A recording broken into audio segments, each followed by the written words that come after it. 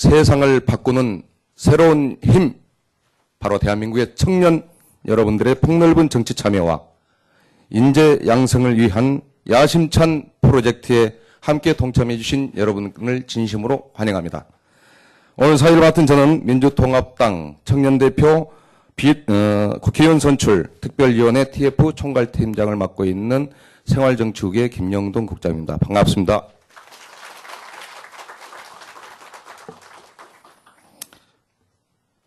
그럼 지금으로부터 민주통합당 청년대표 국회의원 선출을 위한 청년정치 캠프 오리엔테이션을 시작하도록 하겠습니다. 먼저 국민의례가 있겠습니다. 단상에 있는 태극기를 향해 일어서 주시기 바랍니다. 국회에 대하여 경례.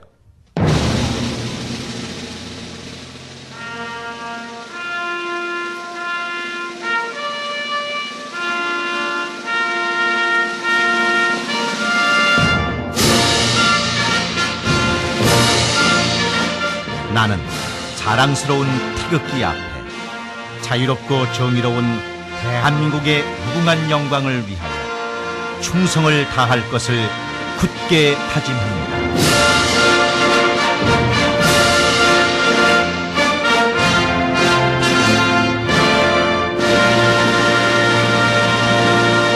바로 이와 같은 생략하겠습니다. 모두 자리에 착석해 주시기 바랍니다. 이어서 남윤인순 최고위원 그리고 우리 특별위원회 위원장님께서 인사 말씀을 해주시겠습니다. 여러분 뜨거운 박수로 환영해 주시기 바랍니다. 젊은 청년들의 박수치는 패기가 영 아닙니다. 다시 한번 힘찬 박수 부탁드립니다. 예, 여러분 반갑습니다. 환영합니다. 그리고 여기 다 들어오신 분들 축하드리고요.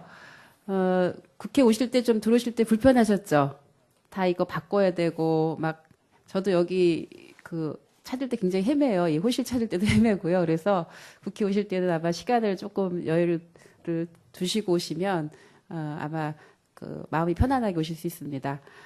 예, 정말 여러분들 1단계 서류 심사 또 면접 심사 하시면서 정말 잘 과정을 거쳐 오셨고요. 앞으로 이제 다음 주에 있을 정치 캠프를 통해서 아마 여러분들이 이제 서로 오늘 처음 만나셨죠? 예, 그래서 여기 있는 분들이 같이 우정도 쌓고 그리고 또 경쟁도 하면서 우리 대한민국의 청년 대표, 민주당의 청년 대표를 만드는 과정 여러분들이 함께 만드는 것입니다.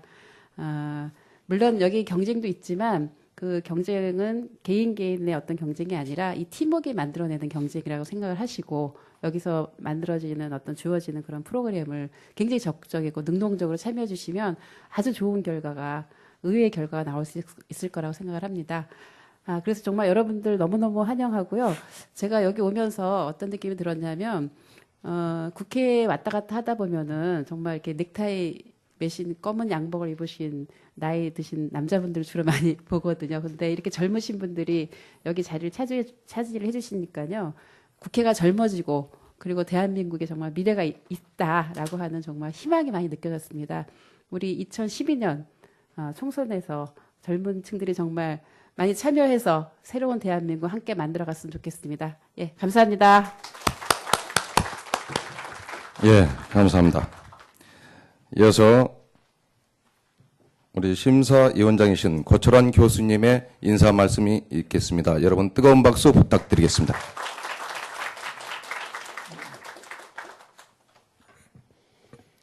반갑습니다. 예. 저는 사실 학교에서 늘 젊은 사람을 보기는 한데 또 감이 새롭습니다. 그 가장 중요한 이유는 나라를 바꾸겠다라는 아주 강한 의지를 가지고 어떻게 바꿀 것인지 그런 것을 고민해온 그런 아주 진정한 젊은이들 만났기 때문이라고 하겠습니다. 여기서 아마 가장 중요한 것은 그러니까 청년 단위를 하나의 정치 단위로 만든다. 그런 것이 가장 중요하다고 생각합니다. 예를 들면 전 세계적으로 보면 UN 같은 기구에도 국가 간 대표 이외에 예를 들어서 기업, 여성, 원주민, 청년 등의 그 이해 당사자 그룹이 있습니다. 그러니까 청년은 기타 다른 데서 하나의 정치 단위로 인정한다는 것이죠. 그런데 이렇게 국가에서 국가 체제로 인정하는 것은 매우 새롭고 혁신적인 방법이다 이렇게 생각합니다. 그래서 이 과정에서 훈련받는 것도 아주 좋은 것이고 그 다음에 훈련 과정을 끝나면서 또 혹시 여기서 아주 좋은 분들이 또 국회의원이 되기도 하는데 그 국회의원들은 너무 중요한 임무를 가진다 이렇게 봅니다. 청년의 일반적 여러 사회적 어려움 또 기타 쌓였던 많은 문제를 국가라는 그런 체제와 연결을 시키면서 즉 법률의 형태로 연결시켜서 제도를 바꾸고 제도적으로 청년의 위상을 높이고 또 상황을 더 개선하는 그런 작업을 하게 됩니다. 그러니까 그런 단위를 만들기 때문에 이것은 매우 특별한 것이고 거기에 여러분들이 동참하고 우리 심사위원들도 동참하고 특별위원회 또 오늘 이제 발표하시는 여러 그 기획하신 선생님들의 여러 좋은 의견들 이런 것들을 다 들어서 앞으로 아주 더욱 진지한 사람이 되고 그러면서 실제로 나와 국가, 사회와 국가, 나와 사회의 관계가 어떤지 그런 것을 고민하고 좋은 일을 할 수 있는 그런 사람들이 되기 바랍니다. 고맙습니다. 예, 감사합니다. 여기 계신 여러분들 오늘 이 회의장 장소가 굉장히 특별한 장소입니다. 사실은 한나라당이든 민주당이든 민주통합당이든 이 자리 여러분이 앉아 계신 자리가 대체적으로 의원총회가 열리는 자리입니다. 여러분들 언론에서 보시면은 각 당의 의원총회에 열려서 의원님들이 발언권을 얻어서 자기 당에 나오셔서 열띤 토론 자기 주장을 하는 데입니다. 그래서 의원총회에서 총의를 모아서 당론을 결정해서 본회의장에 가서 대여투쟁, 대야투쟁을 하는 겁니다. 그래서 여러분들이 이미 의원석에 앉아 계십니다, 지금. 네. 자, 그럼 다음 순서는 24일부터 26일까지 청년 정치 캠프 전 일정에 대해서 국민대학교 정치대학원 교수님이신 김은경 교수님의 설명이 있겠습니다. 여러분 환영의 박수 부탁드리겠습니다. 네, 반갑습니다. 저 김은경입니다. 24일 다음 주 금요일부터 금토일 3일 동안 프로그램 진행이 되겠습니다. 제목은 청년 정치 캠프고요. 아마 아시다시피 이건 단순히 그런 어떤 그 경쟁을 통한 평가만이 아니라 같이 48분이 들어오셔서 아마 민주통합당이 추구하는 비전 또 가치 그런 것들을 공유하면서 미래 리더십 모델을 또 설정하는 그런 시간이기도 할 것 같습니다. 그래서 이제 그런 의미를 가지고 있다는 걸 먼저 말씀을 드리고요. 자세한 거는 자료 별첨되어 있는 거 같이 보시겠습니다. 우선 날짜는 말씀드린 대로 24일 금요일 아침부터 아마 집결을 하실 겁니다. 그래서 민주통합당 당사에서 집결을 해서 이동을 하시게 되는데 장소는 파주에 있는 홍원연수원이 되겠습니다. 그리고 이제 도착을 해서 아마 점심 식사 전에 간단한 입소식이 있을 거고요. 그리고 점심 드시고 1시부터 이제 프로그램 진행이 되겠습니다. 자세한 세부 일정은 세 번째 마지막 장 참고하시면 되겠습니다. 우선 이제 평가와 관련해서 굉장히 궁금하실 텐데 거기 비곤안에 보시면 심사위원들이 특별히 들어오셔서 평가하는 시간이 별도로 이렇게 있습니다. 근데 이제 아마도 이 심사 멘토단 중에서도 굉장히 관심을 가지시고 전 과정을 또 들어오시는 분들이 계셔요. 그래서 이제 아마도 일거수일투족을 다 보시겠죠. 네, 그래서 한편으로는 부담스러울 수도 있겠지만 또 어쨌든 이게 훈련의 기회니까 또 그것을 오히려 그런 기회로 삼으시는 것이 좋을 것 같습니다.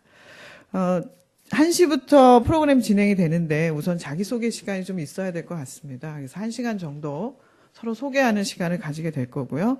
그런데 2시부터 4시까지 정치 지도자의 리더십에서 팀평가 시간이 되겠습니다. 2시간가량인데 6인 1조 팀으로 나눠져서 과제 제시하면 그것에 대한 팀 토론을 거쳐서 발표하고 그걸 평가하는 시간이 되겠습니다. 이건 이제 전체 모여서 같이 하는 그런 시간이 되겠고요. 간식과 더불어 휴식 취하시고 그리고 이제 4시 반부터 이제 저녁 때까지는 아마 이제 분위별로 나뉘어져서 개인별 입법 과제 발표하고 평가하는 시간이 되겠습니다. 그래서 이제 첫날은 그렇게 해서 9시 반 정도에 아마 이제 끝날 걸로 예상을 합니다만, 그건 이제 그때 상황에 따라서 좀 달라질 것입니다. 그리고 그 평가가 끝나고 나서는 그 다음날 2일자에 25일 날 진행될 모의국회와 관련한 사전 설명이 있겠습니다. 그래서 사전 설명과 팀 구성, 주제 제시, 그런 것들을 통해서 설명을 드리고 그날 일정은 끝나게 되겠습니다. 아침은 7시 반에 아침 식사 하시고요. 8시 반에 일정 준비니까 좀 여유 있게 일어나셔서 시작을 하시면 될 것 같습니다. 두 번째 날 같은 경우는 지금 이제 의사결정 시뮬레이션이라고 해서 팀 소통 부분을 좀 볼 겁니다. 그래서 요거는 이제 두 팀으로 나눠질 텐데 24명씩 나눠져서 이제 문제를 드릴 겁니다. 그러니까 24명이 푸는 문제입니다. 그래서 이제 그 문제에 이제 정답을 찾으셔야 되고, 그 과정에서 어떻게 한 사람 한 사람이 문제 푸는 과정에 참여를 했는지, 얼마나 정확하게 소통을 했는지, 그런 것들을 중심으로 해서 이제 평가가 이루어지게 됐습니다. 그리고 그 피드백을 하는 자리에서 이 과제가 의미하는 바, 또 소통의 중요성, 그런 부분들을 공유하게 될 것입니다. 그래서 이제 오전 시간 그렇게 해서 끝나게 되겠고요. 점심을 드시고 오후 시간 이제 모의국회에 들어갑니다. 이거는 12명씩, 그러니까 분위별로 나뉘어져서 진행이 되겠습니다.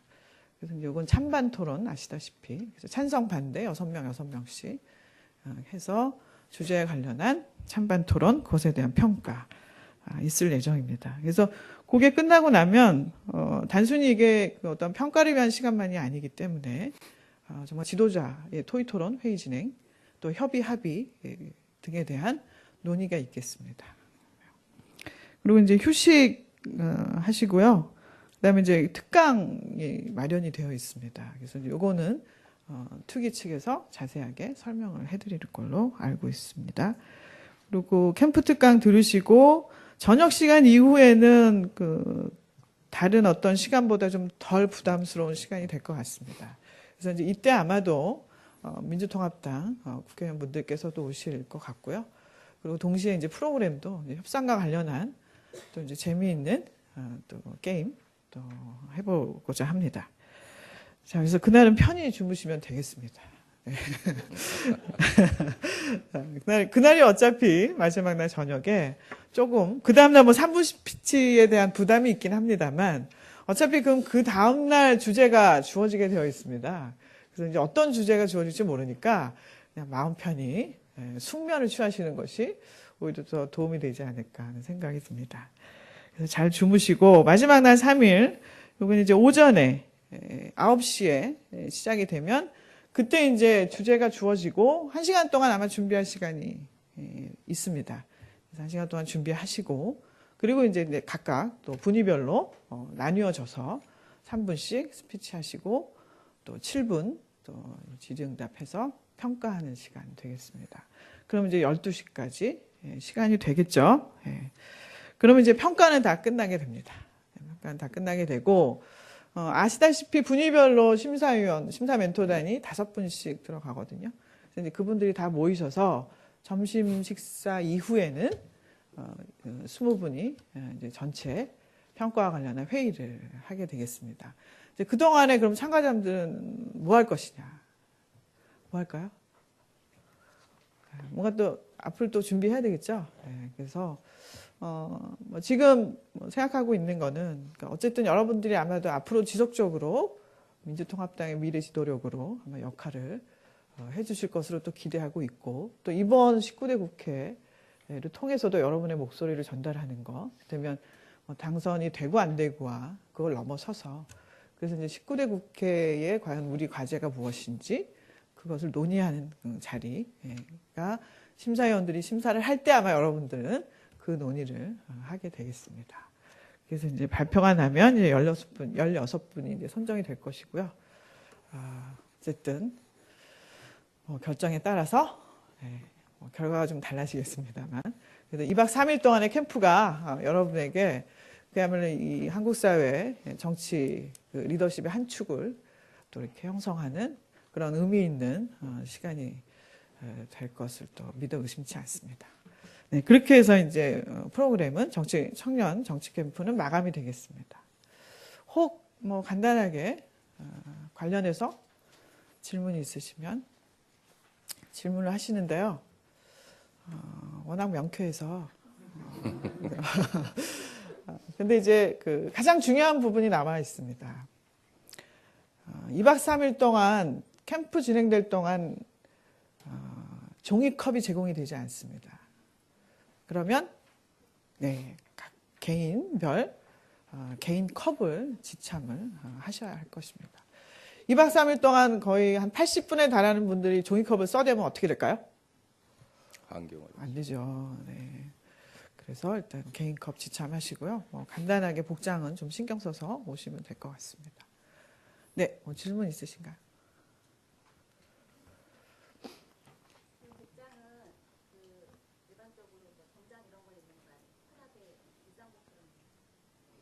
아마 그것도 평가에 들어갈 것 같아요. 그죠? 네, 그래서 뭐 가능한 그 상황에 맞게끔 네, 나름대로 자기 되면 스타일에 따라서 준비를 해오시면 될 것 같습니다. 이 프로그램 진행되는 동안에는 또 편하게 입을 수도 있고요. 또 뭐 하다못해 3분 스피치나 그런 거 할 때는 또 예의를 또 갖춰야 될 부분이 있으니 그거는 적절히 개인 판단에 맡겨야 될 것 같습니다. 네. 인터넷은 기본적으로 제공되지 않고요. 예, 특별히 어차피 여러분들 그게 다 되니까 아마 뭐 컴퓨터는 몇 대 있는 걸로 알고 있고요. 뭐 굳이 필요하다면 이용하실 수 있을 것 같습니다. 그리고 숙소는 기본적으로 4인 1실입니다. 네. 또 뭐 궁금한 거 있으신가요?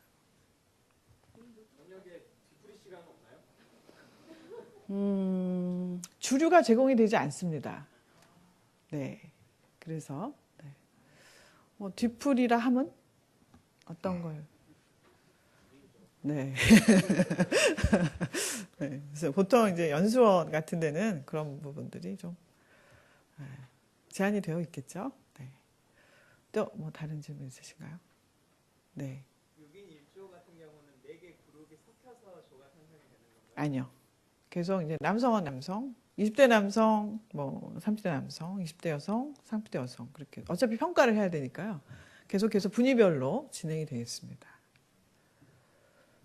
네, 또 궁금하신 거? 근데 뭐 언제든 뭐 수시로 궁금하신 게 있으시면 질문을 하시면 되겠습니다. 네.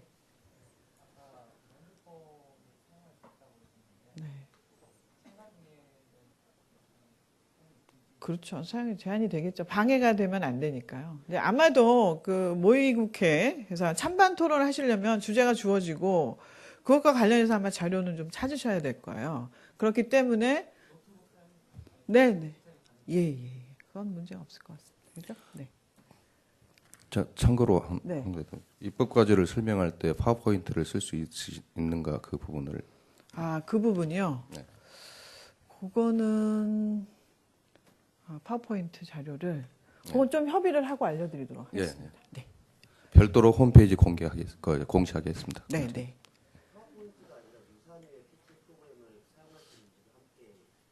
그러니까요. 그걸 하면 그 자료를 그거죠. 네. 자료를 같이 할 수 있는지 그건 다시 협의를 해서 알려드리도록 하겠습니다. 네. 또 다른 거 궁금한 사항. 자, 즐거운 마음으로 오시면 좋겠습니다. 네. 자연스럽게 자기를 드러내는 게 좋으니까요. 네. 자, 그러면 여기서 마치도록 하겠습니다. 네, 고맙습니다. 예, 감사합니다. 자, 여러분 설명 잘 들으셨고 또 중간중간 궁금한 점 있으시면은 저희 특위로 연락 주시면은 중계 방송 해드리겠습니다. 예. 자, 다음은 여러분들 1일차 입법 과정 이 부분에 대해서 국회는 그러면은 과연 입법 발의부터 그 통과 과정 이런 부분들이 어떻게 진행되는가 이 부분에 대해서 좀 설명을 드리도록 하겠습니다. 여러분이 국회 입법 과정을 좀 이해하시고 가시는 게 오히려 입법 과제를 준비하는 게 좋지 않을까 하는 측면에서 저희가 국회에 의뢰해서 요청해서 강사분을 한번 모셨습니다. 입법 과정에 대한 이해를 강의를 해주실 분은 국회 법제사법위원회 정명호 입법조사관입니다. 여러분 뜨거운 박수로 맞이해 주시기 바랍니다.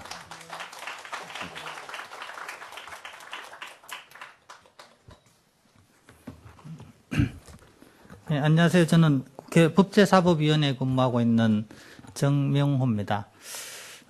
제가 이 강의를 의뢰를 받았을 때 이 국회에서 어떤 일을 하고 있는지 그 부분을 좀 소개해 달라고 해서 일단 강의 주제는 그런 것 같고요. 그래서 지금 포인트가 국회 역할 부분이 정당에서 하는 부분이 있고요. 그다음에 이제 사무처에서 하는 부분이 있는데 제가 하는 건 이제 사무처 이제 위원회에서 실제 위원회 공무원 입장에서 봐서 국회가 어떤 일을 하는지가 이제 1시간 동안 설명을 드릴 테고요. 그래서 1시간이라는 시간 동안에 어떻게 진행하는 게 효율적일지 사실은 시간이 좀 부족한 면이 있는데요. 그러니까 자료는 제가 한 20여 페이지 될 텐데 이렇게 할게요. 우선은 제가 앞쪽에 한 3분의 2 정도는 교재 설명을 드리고요. 그리고 아무래도 여러분들이 궁금해 하시는 게 있을 거예요. 궁금해 하시는 게 있을 텐데 거기에 답변을 드리고 말미에 인터넷이 연결이 되면 인터넷 통해서 실제 국회 홈페이지에 정보들이 어떻게 갖추어져 있는지 설명을 드릴게요.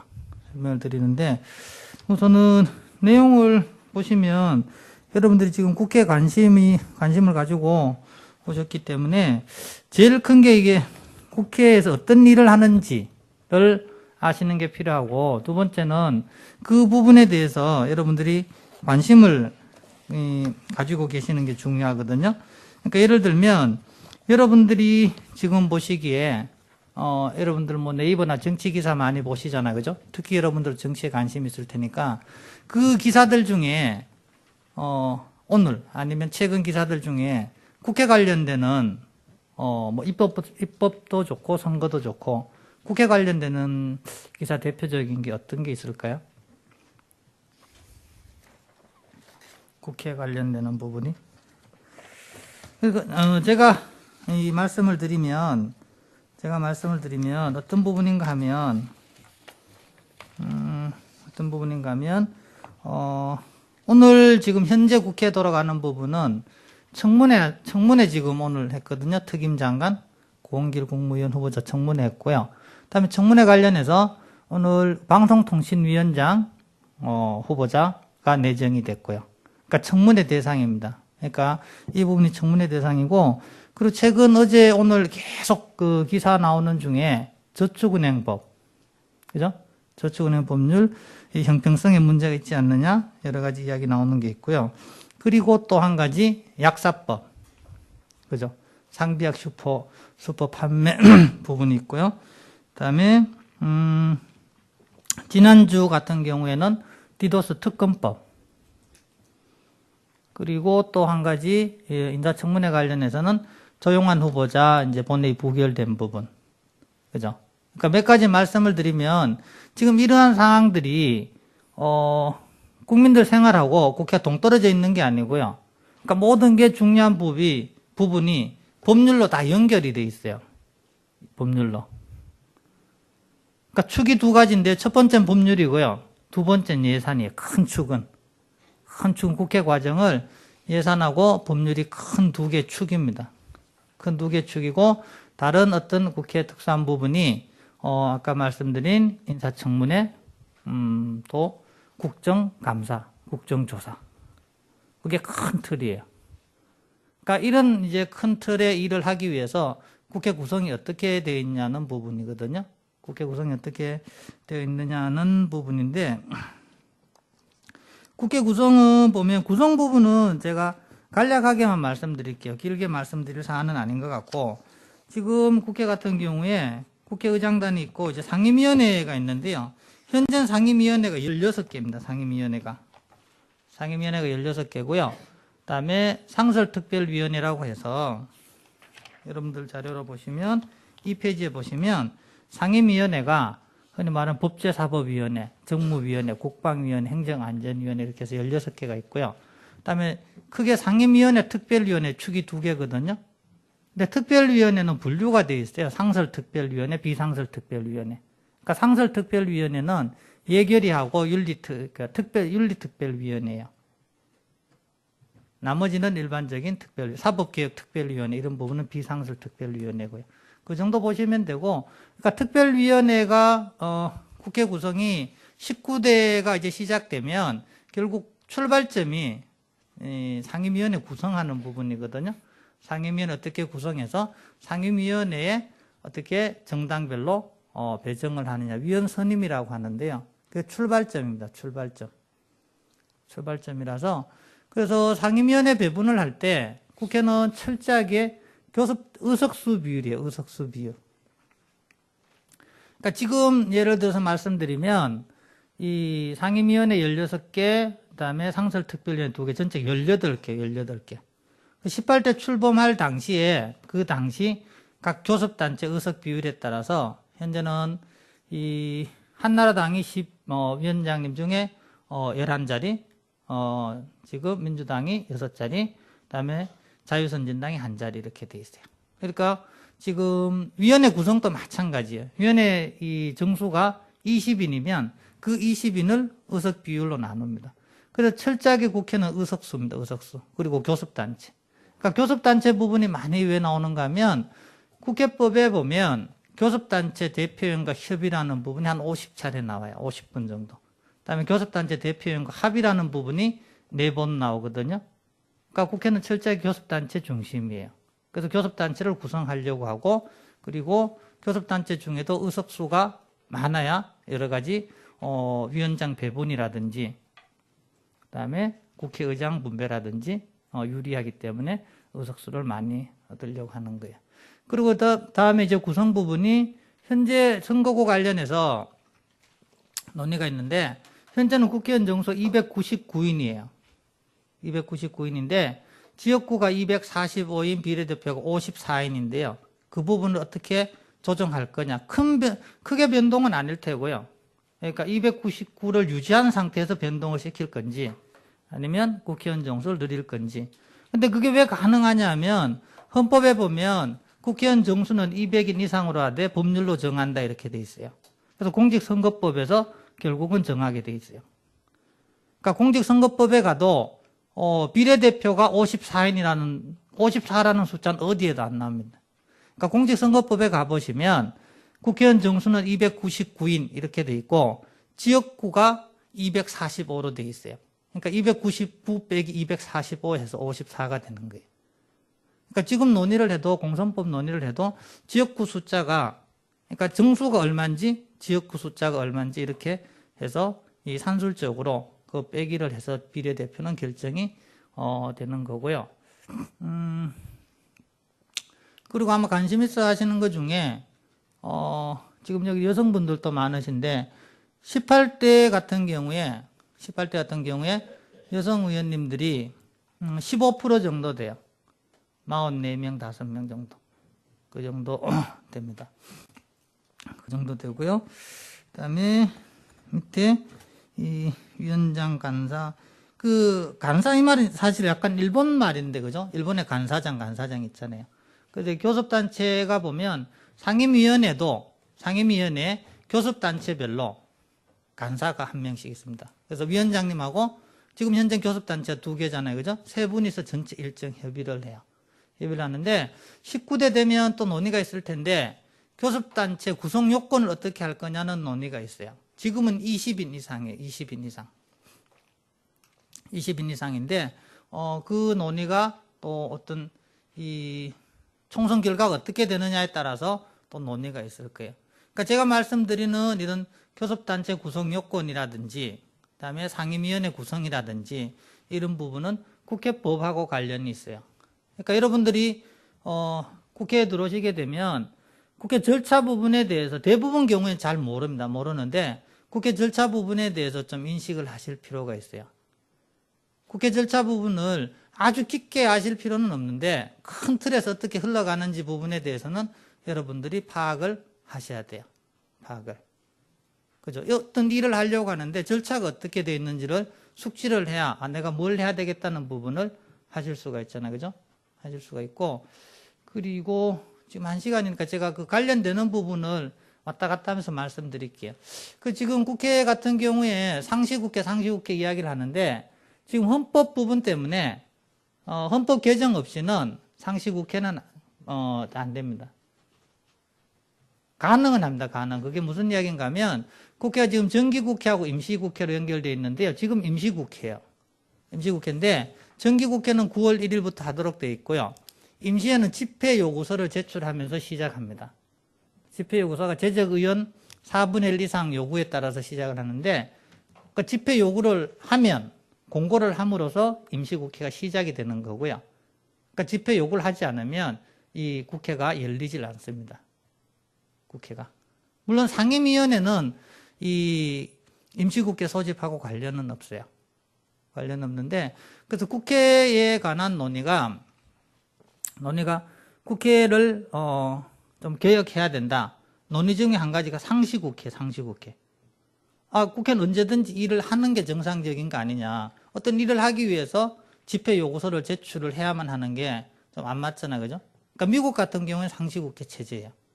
상시국회 체제라서 국회법 개정 논의가 있으면 이 지금 상시국회를 위한 임시국회 집회 요구 부분을 개정 논의가 분명히 있을 거예요. 있을 거고요. 그다음에 교섭단체 부분은 그 하단에 라에 있죠, 그죠? 20인 이상 의원. 현재 20인 이상은 2개 정당입니다. 2개 정당. 그다음에 다음 페이지 보시면 제가 집회 요구 말씀드린 게 있는데요. 임시에 대통령 또는 국회 제적의원 4분의 1 이상, 정기에 별도의 집회 요구 없이 매년 9월 1일. 그러니까 제가 절차를 알아야 된다고 말씀드리는 게 뭔가 하면 국회 출입기자들이 많은데요. 그 오해 중에 한 가지가 보면 정기국회는 100일이다. 임시국회는 30일이다. 그게 국회를 한 반쯤은 알고 있는 거예요. 반쯤. 왜냐하면 대부분 정기국회나 임시국회는 정기국회는 100일 합니다. 100일. 9월 1일부터 12월 9일까지 100일을 하고 임시국회는 보통 30일을 하는데 사실상 100일, 30일을 하는 거고 헌법에 보면 이 정기국회 회기는 100일을 초과할 수 없다 이렇게 됐어요. 임시국회는 30일을 초과할 수 없다. 그래서 이제 국회법에 따라서 회기를 결정을 하는데 보통은 100일, 30일을 결정하기 때문에 결과적으로 100일, 30일인 거지 하루를 할 수도 있어요. 실제 하루 한 적도 있고. 예를 들면 이런 부분을 여러분들이 기본적인 부분은 아실 필요가 있어요. 그러니까 국회에 있으면서 정기국회 무조건 100일이야 이건 아니고요. 결과적으로 100일일 뿐이지 처음부터 100일은 아니거든요. 네, 상황이 그렇습니다. 그다음에 회기 결정 부분 있죠, 그죠? 거기 보시면 정기에는 100일, 임시는 30일을 초과할 수 없다 이렇게 돼 있죠. 이렇게 돼 있는 거고요. 그다음에 회기 전체 의사일정, 당일 의사일정은 뭔가 하면 여러분들이 뒤쪽에 14페이지 보시면은요. 이 정기회 전체 의사일정이에요. 전체 의사일정이고 그다음에 17페이지 보시면 이 당일 의사일정이에요. 말 그대로 전체는 환회기 전체 동안 그러니까 정기국회 100일이잖아요. 100일 동안 뭘 할 것이냐는 부분이고 당일 의사일정은 그 하루에 당일에 뭘 할 것이냐는 부분인데 이 부분도 교섭단체랑 관련이 있어요. 교섭단체 간에 협의를 합니다. 교섭단체 간에. 교섭단체 원내대표 지금 원내수석부 대표 있으시잖아요. 그죠? 원내대표 지금 이 통합민주당 같은 경우에는 대표는 김진표 의원님이시고 수석부 대표 노영민 의원님이시잖아요. 그죠? 그러니까 교섭단체 간에 협의를 해요. 교섭단체 간에. 그러니까 교섭단체인 거하고 아닌 거하고 차이가 많아요. 많습니다. 그리고 지금 정기의 전체 의사일정은 제가 짧은 시간에 이걸 다 설명드리긴 어렵고요. 사실 이 표에 대해서 여러분들이 대략 내용을 이해를 하시면 국회 돌아가는 부분은 대부분 인식을 한다고 보시면 돼요. 그러니까 큰 줄기만 말씀드릴게요. 정기국회 때 어떤 일을 하는지 보시면 되기 때문에 우선은 교섭단체 대표연설이 있어요. 교섭단체 대표연설 하는데 교섭단체 대표연설은 1년에 원칙적으로 한 2차례 정도 또는 3차례 할 수도 있어요. 보통 2월 임시회 때 하고요. 정기국회 때 해요. 여기도 보시면 교섭단체 대표연설이죠. 그러니까 비교섭단체에 대해서는 비교섭단체 대표 발언이라고 해서 비공식적으로 시간을 발언 기회를 주기는 하는데 국회법상에는 교섭단체 대표연설밖에 없어요. 그러니까 교섭단체 대표연설을 하고 그다음에 뒤쪽에 보시면 이 9월 10일부터 10월 8일 국정감사 9월 19일부터 10월 8일 이렇게 돼 있죠. 그러니까 정기국회 때 제일 이슈가 국정감사예요. 국정감사. 그래서 20일간 합니다. 20일간 하고요. 그 다음에 보면 정부 시정 예산안에 대한 정부 시정 연설이 있고요. 10월 11일부터 보면 이게 대정부 질문입니다. 정치에 관한 질문, 외교 통일 안보, 교육 사회 문화 경제 이렇게 돼 있죠. 이게 대정부 질문이에요. 흔히 말하는 대정부 질문. 대정부 질문할 때는 관계부처 파트별로 의제별로 장관들이 공무위원 또는 정부위원들이 출석을 하고요. 거기에 대한 질의를 하는데 이 부분에 대해서 하나 말씀드리고 싶은 거는 국회를 보기에 외부에서 긍정적인 이미지도 있고 부정적인 이미지도 있을 거예요. 그러니까 어떻게 보면 정치라는 게 긍정적인 부분보다는 부정적인 게 많이 부각이 될 수도 있잖아요. 그죠?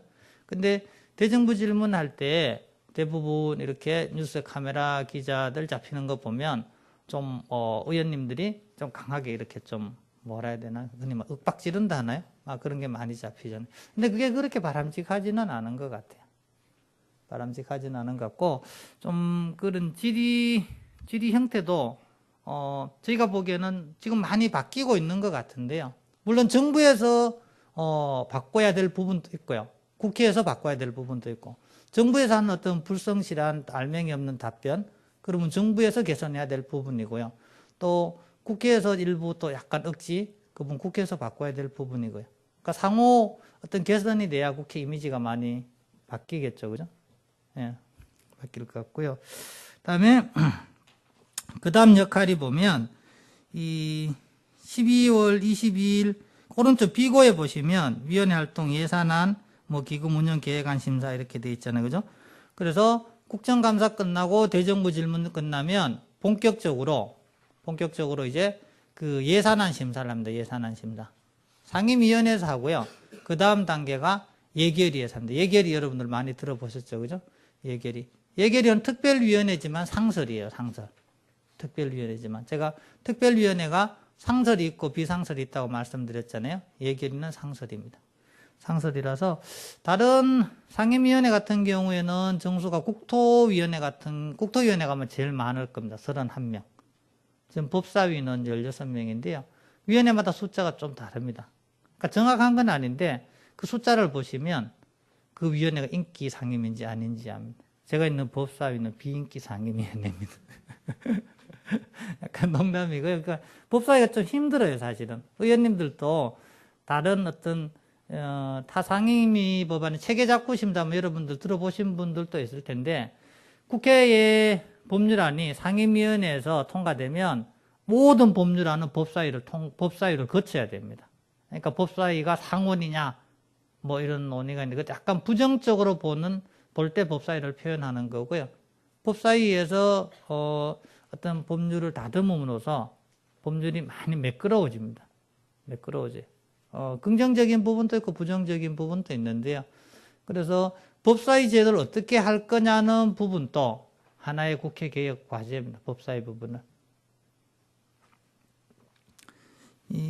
그 부분이고요. 그다음에 보시면 12월 2일 2012년도 예산안 이렇게 돼 있잖아요. 그러니까 이 부분도 헌법 규정이에요. 헌법에 보면 회계년도 30일 전까지 예산안을 의결해야 된다 이렇게 돼 있어요. 그 날짜가 12월 2일이에요. 12월 2일. 근데 실제는 12월 2일에 한 게 제가 기억하기로는 2002년인가 대선할 때 한 번 하고요. 이 날짜를 지킨 경우가 없어요. 이 날짜라. 이 부분도 국회에서 지켜야 될 부분이에요. 지켜야 될 부분인데 이 부분 헌법 개정이 필요한 게 논의가 뭔가 하면 현재 예산안 관련되는 자료를 90일 전까지 국회에 제출하게 돼 있어요. 해계년도 개시 90일 전. 그게 10월 2일이에요. 근데 10월 한 달은 국감하잖아. 그죠? 그리고 대정부 질문 하잖아요. 그러고 보면 예산안 심사할 날짜가 11월 한 11월 5일 10일경부터 한 20일 정도밖에 없어요.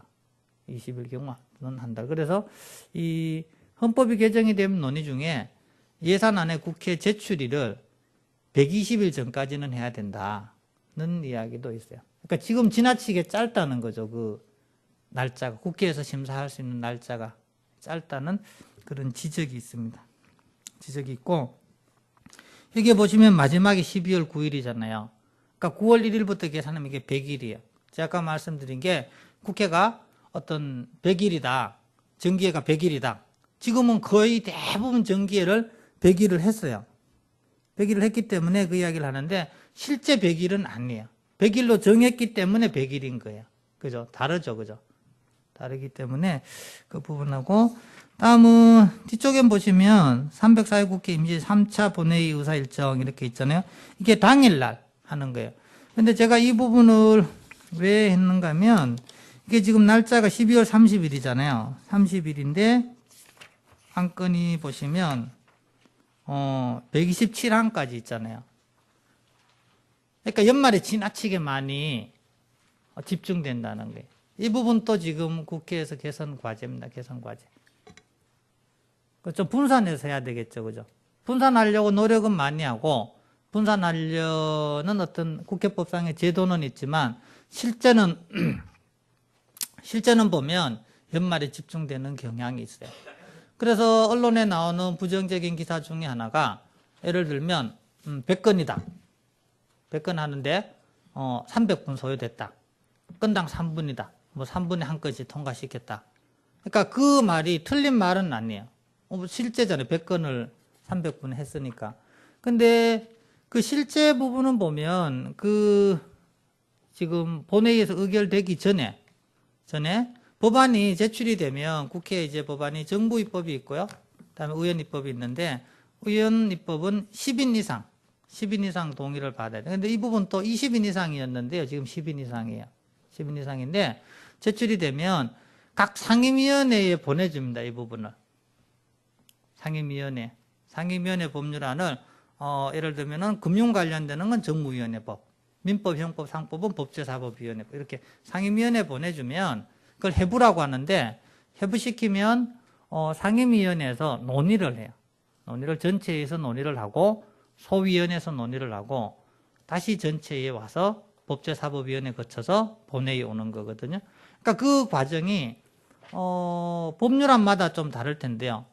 뭐 짧게 6개월, 1년 이런 긴 기간 동안 논의를 거친 법안이기 때문에 단순히 본회의에서 건당 3분은 그게 형식적으로는 맞지만 실질적으로는 정확한 표현은 아니에요. 정확한 표현은 아닌데 그러면 왜 본회의에서 이렇게 빨리 이렇게 그러니까 시간이 건당 소요 시간이 짧으냐? 사실은 그만큼 상임위원회 중심주의라는 이야기예요. 상임위원회에서 특히 소위원회, 상임위원회에 가보시면 소위원회가 크게는 3개인데 많이 활동하는 건 2개예요. 법률안 심사 소위원회, 예결산 심사 소위원회. 그러니까 소위원회 인원들이 한 7, 8명 되거든요. 그러니까 여러분들도 어떤 회의를 할 때 지금 아마 제가 50여 분쯤 되시는지 알고 있는데 이 반 정도 30명이 논의를 어떤 의사결정을 하려고 하면 어려울 거예요. 그죠? 그러니까 결국은 소위원회에서 한 6명, 7명 되면 논의하기가 수월하잖아요. 그래서 6, 7명이서 소위원회에서 대부분 결정을 해요. 그럼 그 소위원회 구성은 어떻게 하느냐? 제가 의석 비율이라고 말씀드렸잖아요. 그 부분도 의석 비율대로 해요. 그러니까 그만큼 의석수가 중요한 거예요. 그러니까 그 소위원회에서 논의를 하거든요. 논의를 할 때 그 결과물이 각 당을 대표하는 의원님들이 모여서 논의를 한 거잖아요. 그러니까 축소판인 거죠, 축소판. 그러니까 그 부분이 본회의까지 오더라도 아주 여야 간의 쟁점 있는 법안 이외에는 이미 각 상임위원회에서 또는 상임위원회 소위원회에서 각 당의 의견이 다 반영된 거기 때문에 통과가 되는 거예요. 그럼 본회의 통과된 법률 중에 부결되는 경우도 있냐? 있습니다. 1년에 한 건 정도 있어요. 1년에 한 건 정도. 18대 들어서 제 기억은 한 6건 정도 되거든요. 한 건보다 조금 많네, 그죠? 지금은 뭐 한 2건 가까이 되는데 그만큼 희박하다는. 지금 여기 보시면은 하루에 120건 정도 되잖아요. 되는데 1년에 뭐 한두 건이라는 거는 대부분은 그대로 다 통과된다고 보시면 돼요. 통과된다고 보시면 되는데 그래서 지금 우리 국회 같은 경우에도 안건 처리 시간이 조금은 길어져요. 조금은. 왜 길어지는가 하면 어떤 안건에 토론 제도가 있거든요. 토론 제도가 있어서 오늘 또 아마 여러분들 기사 보신 분은 국회 선진화법이 운영해서 의결됐다는 거 있잖아요. 그러니까 제가 지금 몇 가지 법, 저축은행, 국회 선진화, 특검법, 약사법 몇 가지 말씀드렸잖아요. 그죠? 그러니까 그 부분이 어떤 정치 기사에 그냥 어떻게 보면 지나쳐 가는 기사일 수도 있고, 이게 뭐자, 이게 국민 생활 직결되어 있는 거거든, 이런 부분들이 다. 그러니까 그 차이가 커요. 여러분들이 관심을 가지고 보시는 거랑, 뭐 그냥 인터넷 기사 있구나, 그냥 흘려보는 거랑 차이가 큽니다. 차이 크고요. 국회 선진화법이 지금 운영이 통과된 게, 결국은 19대에 국회가 어떻게 돌아갈 것인지 그 절차 부분이거든요. 절차 부분인데, 그 절차에 대해서는 어느 정도는 숙지를 하실 필요가 있어요. 절차 부분에 대해서는. 그러니까 국회법 조문이 166조거든요. 166조까지 있는데 실제 뭐 많이 쓰이는 조문은 30, 40조. 물론 제가 이제 여기 강의를 하게 된 이유 중에 하나는 이 의사과에 있었거든요. 의사과에 제가 근무했는데 본회의장 회의 진행을 제가 한 2년 반 했어요. 2년 반을 해서 그 절차 부분, 저희 같은 경우에는 절차를 자세히 알아야 되기 때문에 거의 166조 대부분을 숙지하지만 일반적인 경우에는 그렇게 많이 아실 필요는 없고요. 그렇지만 전혀 몰라도 모른다고 해도 큰 지장은 없어요. 그렇지만 차이는 발생해요. 그러니까 그 중요한 부분에 대해서는 여러분들이 인식하실 필요가 있어요. 인식하실 필요가 있고, 다음에 다시 앞으로 갈게요. 앞으로 가서 의안 4페이지 보시면 이 의안 발의권자, 그다음에 국회의원 10인 이상 정부 이렇게 돼 있잖아요. 근데 대부분의 경우에는 의원 입법이에요. 대부분의 경우에는. 지금 제가 통계를 보고 한 말씀을 드리면 18대 같은 경우에 지금 현재 법률안이 13,800건, 그러니까 14,000건 정도 제출이 됐거든요. 근데 12,000건이 의원 발의고요. 정부가 한 1,700건 정도 돼요. 1,700건. 그러니까 대부분 의원 입법입니다. 의원 입법. 그러니까 이 부분은 보면 수치상으로도 그렇고요. 그만큼 의원님들이 이제 입법 활동을 열심히 하신다는 거예요. 입법 활동을 열심히 하신다는 건데, 그러니까 국회 역할 부분이, 국회에서 하는 부분이 행정부 통제 기능이 제일 크거든요. 통제 기능이 큰데, 그러니까 법률안을 통해서 예를 들면 종전 같으면은 정부가 제출한 법률안 같은 경우에는 거의 대부분이 큰 수정 없이 많이 통과됐어요. 그렇지만 지금은 그렇진 않아요. 많이 수정되거나 아니면 통과가 안 되는 경우도 있어요. 그러니까 국회 권한이 그만큼 내실화되고 커진다는 거예요. 커진다는 거고, 그러니까 법률안 같은 경우에는 진짜 중요합니다. 법률안 부분이 실제 이해 당사자들 같은 경우에는 본인들 생활로 직결되거든요. 직결돼서 법률안 관련되는 부분은 대통령령 부분이에요. 국회도 보면 대통령령에 대해서 현재는 크게 통제가 안 되는데 국회법에도 그 조문은 있거든요. 그러니까 무슨 이야기인가 하면 여러분들이 위임입법 그러잖아요. 그죠? 아마 법대나 이런 부분 잘 아실 텐데, 그러니까 대통령령에서 법률에서 모든 내용을 상세하게 규정할 수가 없어요. 법률이. 그러니까 약간 추상적으로 될 수밖에 없는 게 대통령령에 위임을 하는데요. 그러니까 국민들 입장에서는 법률보다 대통령령이 더 직결되는 거예요. 그래서 여기에서 국회에서 기능 중에 일단은 법률에서 중요한 부분은 규정하고 대통령이 위임하더라도 그 어떤 국정감사나 아니면 현안 질의 부분에 대해서 대통령령이 어떻게 규정이 되어 있는지 부분에 대해서도 국회에서 하나의 좀 지금은 하나 추가해야 될 어떤 부분이에요. 영역이에요. 근데 현실적으로는 잘 안 돼.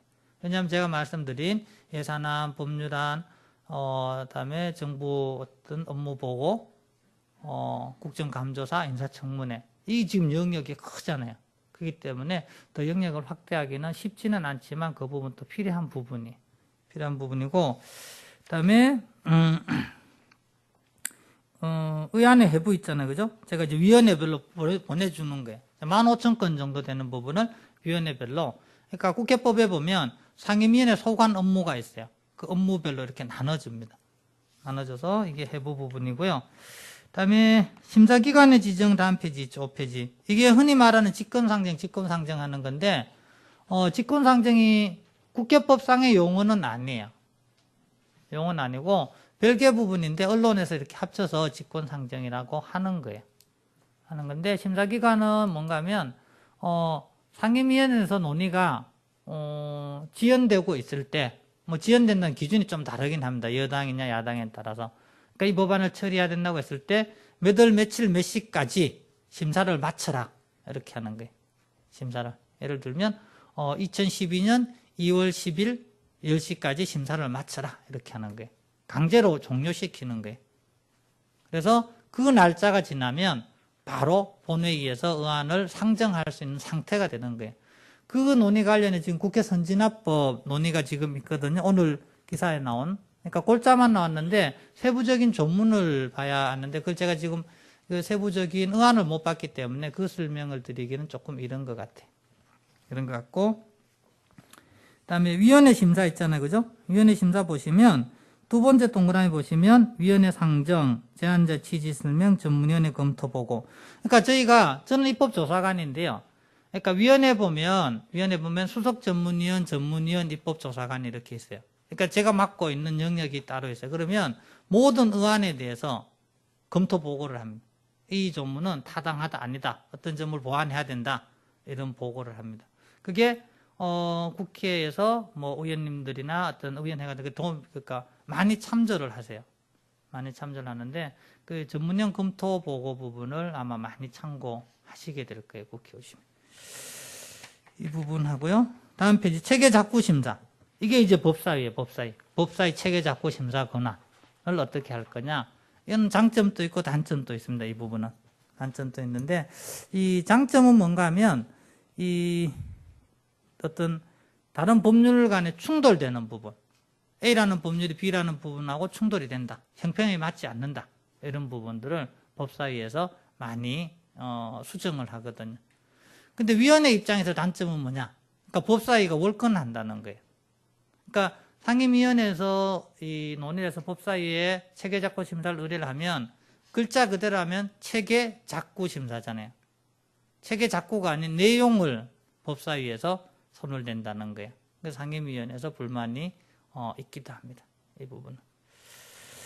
그다음에 심사보고서 작성. 심사보고서 작성은 뭔가 하면 그 실제 보시면은 좀 이해가 되실 텐데, 이게 법률안 일지, 어떤 법률안이 언제 누가 이 발의를 했고, 상임위원회에서 언제 상정을 했고, 소위원회에서 언제 논의를 했고, 그다음에 상임위원회에서 언제 의결을 했고, 법사위에서 체계작구 심사를 거쳤고, 그 과정에서 어떤 내용이 어떻게 수정이 됐고, 이 법률을 보면 전체를 다 알 수 있어요. 전체를 심사보고서를 보시면 되고요. 그다음에 본회의 심의 부분은 뭔가 하면, 본회의에서 저기 뒤쪽에 당일 의사일정 보셨잖아요. 본회의에서 그 논의를 하는 거예요. 본회의는 투표는 다 원칙적으로 다 전자투표입니다. 전자투표. 여러분들 TV 보면은 전광판에 이렇게 이름 쭉 이렇게 있잖아요. 전광판에. 이러는데 아마 유심히 보신 분들은 의원님들 이름이 한글도 있고 한자도 있어요. 한글도 있고 한자도 있어요. 그 전광판에도.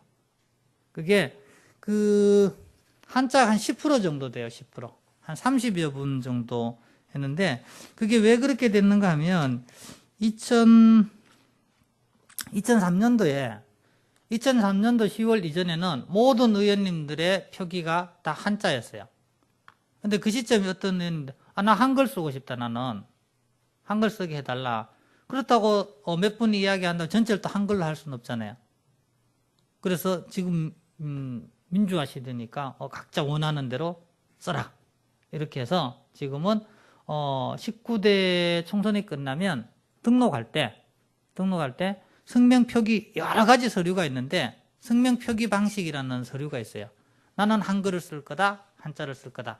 그 선택을 하면 국회 모든 공식 서류에는 본인이 선택한 대로 합니다. 선택한 대로. 근데 한자를 써보니까 마음에 안 든다. 그러면 바꿔줍니다. 다시 신청을 하면. 바꿔주는데 전광판에 거기 나중에 한번 보세요. 유심히 보시면 10% 정도, 한 30분 정도는 한자예요. 한자.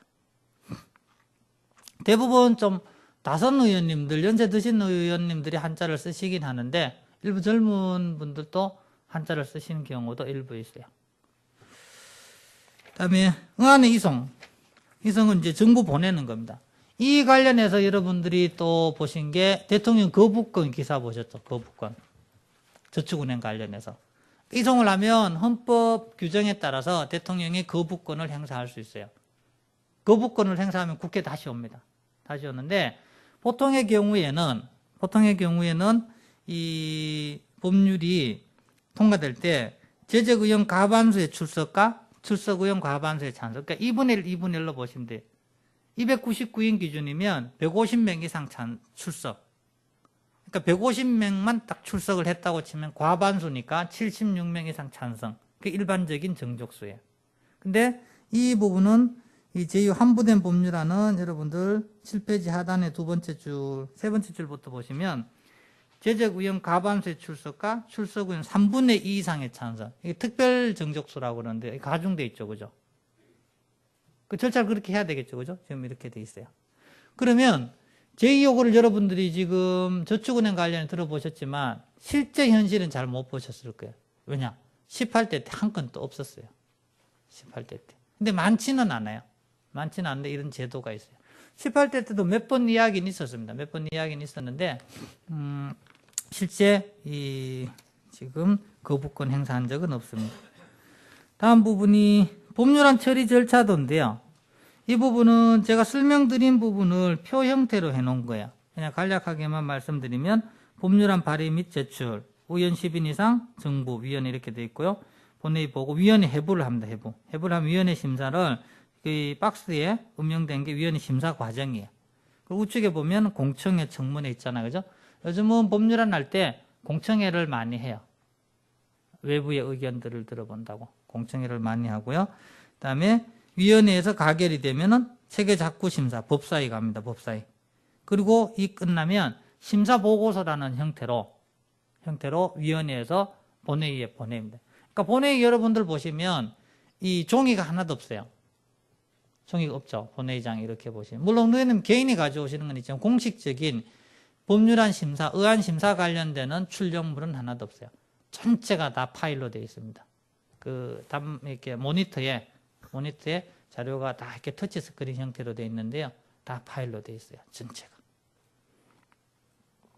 지금 우리나라 본회의장 같은 경우에 외국에서 많이 벤치마킹을 하려고 해요.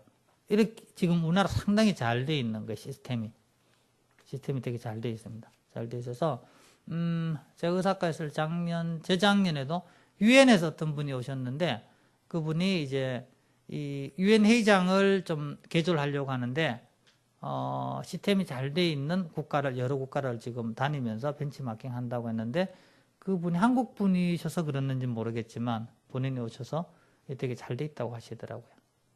잘 돼 있다고 하시면서 많이 되게 관심 있어 하시더라고요. 특히 외국 의원님들 오셔도 본회의장에서 전자투표 시연하고 이렇게 하면 되게 신기하게 생각하세요. 그다음에 본회의 심의는 지금 뒤쪽에 당일 의사 일정 있잖아요. 그죠? 그런 안건 순서대로 논의를 하는 거예요. 이게 본회의 심의입니다. 심의고, 다음 예산안 결산 처리 절차도는 법률안하고 같다고 보시면 돼요. 같은데 예결이라는 절차가 하나 더 있다고 보시면 돼요. 예결이라는 절차가 하나 더 있다고 보시면 되고, 다음에 국정감사 국정조사제도인데요. 국감은 해마다 하는 것이고, 단순하게 구분하면 국정감사는 매년 해마다 하는 것이고요. 국정조사는 어떤 현안이 있을 때 하는 거예요. 예를 들면 벌써 한 2, 3년 됐죠. 쌀직불금 국정조사. 특정한 현안이 있을 때. 그러니까 뒤쪽에 표가 있으실 텐데 다음 페이지 보시면 국정감사는 매년, 국정조사는 국회 제재구현 4분의 요구가 있을 때 조건이 다르죠. 그죠? 이 정도 보시면 돼요. 세부적인 부분은 있긴 한데 지금 설명드리기에는 좀 긴 것 같고요. 긴 것 같고 다음에 국정감사나 뭐 국회에서 하는 부분이 자료 관련되는 게 많아요. 자료. 특히 국감 때 보면 그때 기사들도 보면 국회에서 자료 요구를 너무 많이 해서 정부 부처가 일을 못한다는 부분이 있는데 그 부분 또 국회에서 제가 봐서는 개선해야 될 부분 중에 하나예요. 그러니까 필요한 자료를 요구를 해야 되는데 그게 말처럼 쉽진 않아요. 그러니까 자료를 여러 개 그러니까 내용을 많이 알면 전체를 파악하고 있으면 이 부분 달라 이렇게 하면 되잖아요. 근데 그게 아니면 지금 이 부분이 필요한 걸 알기 위해서는 전체를 이렇게 좁혀 나가야 되잖아요. 좁혀 나가야 되긴 하는데, 그러니까 부처 입장에서 제일 싫어하는 게 무슨 자료 일체 5년간 이런 거 제일 싫어요. 근데 하여튼 자료 부분은 조금 국회에서 개선이 필요해요. 그러니까 여러분들 자료를 실제 만들어 보면 아시겠지만 그 제출 자료를 만들려고 하면 엄청난 인력과 시간이 들어요. 엄청난 인력과 시간이 들기 때문에 그 부분에 대해서는 그 시간에 다른 일을 할 수가 있잖아요. 그죠? 그러니까 그 부분은 조금 개선이 필요합니다. 자료 요구 부분은. 그 다음에 국정감조사 절차 부분인데요. 절차 부분은 제가 생략을 하고 우선은 그래서 시간이 없다고 생각해서 이제 좀 빨리 진행을 했는데 지금은 여기까지가 일반적인 국회의 흐름이에요. 지금 보시면 예산, 결산, 국감, 여기 없지만 인사청문회. 그러니까 인사청문회 제도도 간략하게 설명을 드리면 국회 인사청문 대상자가 지금 현재 56인 정도 돼요. 56인 정도 되는데, 그러니까 여러분들이 아시는 뭐 국무총리, 대법원장, 다음에 감사원장, 뭐 이런, 다음에 국무위원들, 다음에 그 정부위원 중에는 방송통신위원장, 뭐 이렇게 진짜 56인 정도 되거든요. 근데 이 부분 같은 경우에도 지금 국회에서 인사청문회 제도 2000년도에 도입이 됐어요. 도입이 돼서 해마다 국회법이 개정이 되면서 인사청문 대상자가 이렇게 추가돼서 지금 이렇게 했거든요. 지금 현재 인사청문 대상자 부분에 추가를 하려고 하는 사람이 한국은행 총재, 금융위원장, 공정거래위원장 이렇게 추가를 하려고 해요. 개정 논의가 있어요. 논의가 있는데 그래서 인사청문회를 통해서 국회에서 많이 검증이 되는 것 같긴 해요. 근데 한편으로 보면 또 부정적인 부분은 언론에서 지적한 부분 이상은 없지 않느냐. 약간 극단적인 이야기긴 한데 그런 지적들이 있어요. 근데 한번 이렇게 유심히 보시면 그런 경향도 일부 있어요. 일부 있기 때문에 이 부분도 국회에서 좀 개선이 필요한 부분이에요. 개선이 필요한 부분이라서 그러니까 제 개인적으로는 지금 보면 한 가지 생각해 봐야 돼. 그럼 국회 입장에서 권한을 어떻게 할 거냐는 건데 예를 들면 인사청문회 대상자를 점점 확대한다. 국회 권한이 강화되느냐. 제 개인적으로 봐서 그건 아니라고 봐요. 그러니까 확대를 하려고 하면 그만큼 국회에서 소화할 수 있는 역량과 조직과 인력이 있어야 돼요. 그러니까 만약 어떤 대상자만 확대해서 제대로 소화를 못한다면 뭐야 이렇게 될 수 있거든요. 그러니까 그런 부분에 대해서도 한 번쯤은 생각이 필요해요. 무작정 어떤 대상자를 물론 필요한 부분은 늘려야 되는데 제가 말씀드리고자 하는 거는 그만큼 국회에서 노력을 해서 그걸 따라가야 된다. 뒷받침이 없이 단순히 숫자만 늘리는 거는 조금은 조심해야 될 부분이에요. 조심해야 될 부분이고 그래서 지금 일방적으로 뭐 이거저거 막 두서없이 말씀을 드렸는데 지금 혹시 질문 있으시면 제가 질문 답변 드리고 뭐 시간 봐서 아마 제 뒤에는 지금 없는 것 같아요. 없는 것 시간이 쫓기지는 않은 것 같으니까 뭐 아무거나 좋습니다. 뭐 궁금하신 거 외부에서 보시기에 이 부분이 어떤 게 궁금하다. 뭐 예.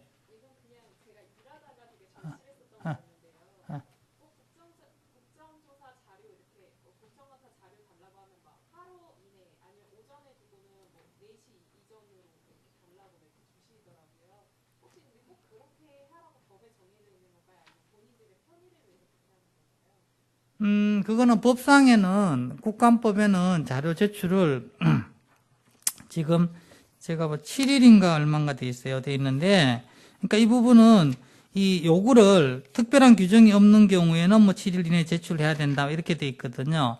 했는데 이 부분 또 국회에서 그러니까, 크게는 국회에서 개선을 해야 될 부분이고요. 또 반대로 보면 부처에서 개선을 해야 될 부분이에요. 왜냐하면 국회에서 어떤 자료를 달라고 할 때 정부에서 빨리 안 주는 경향도 있거든요.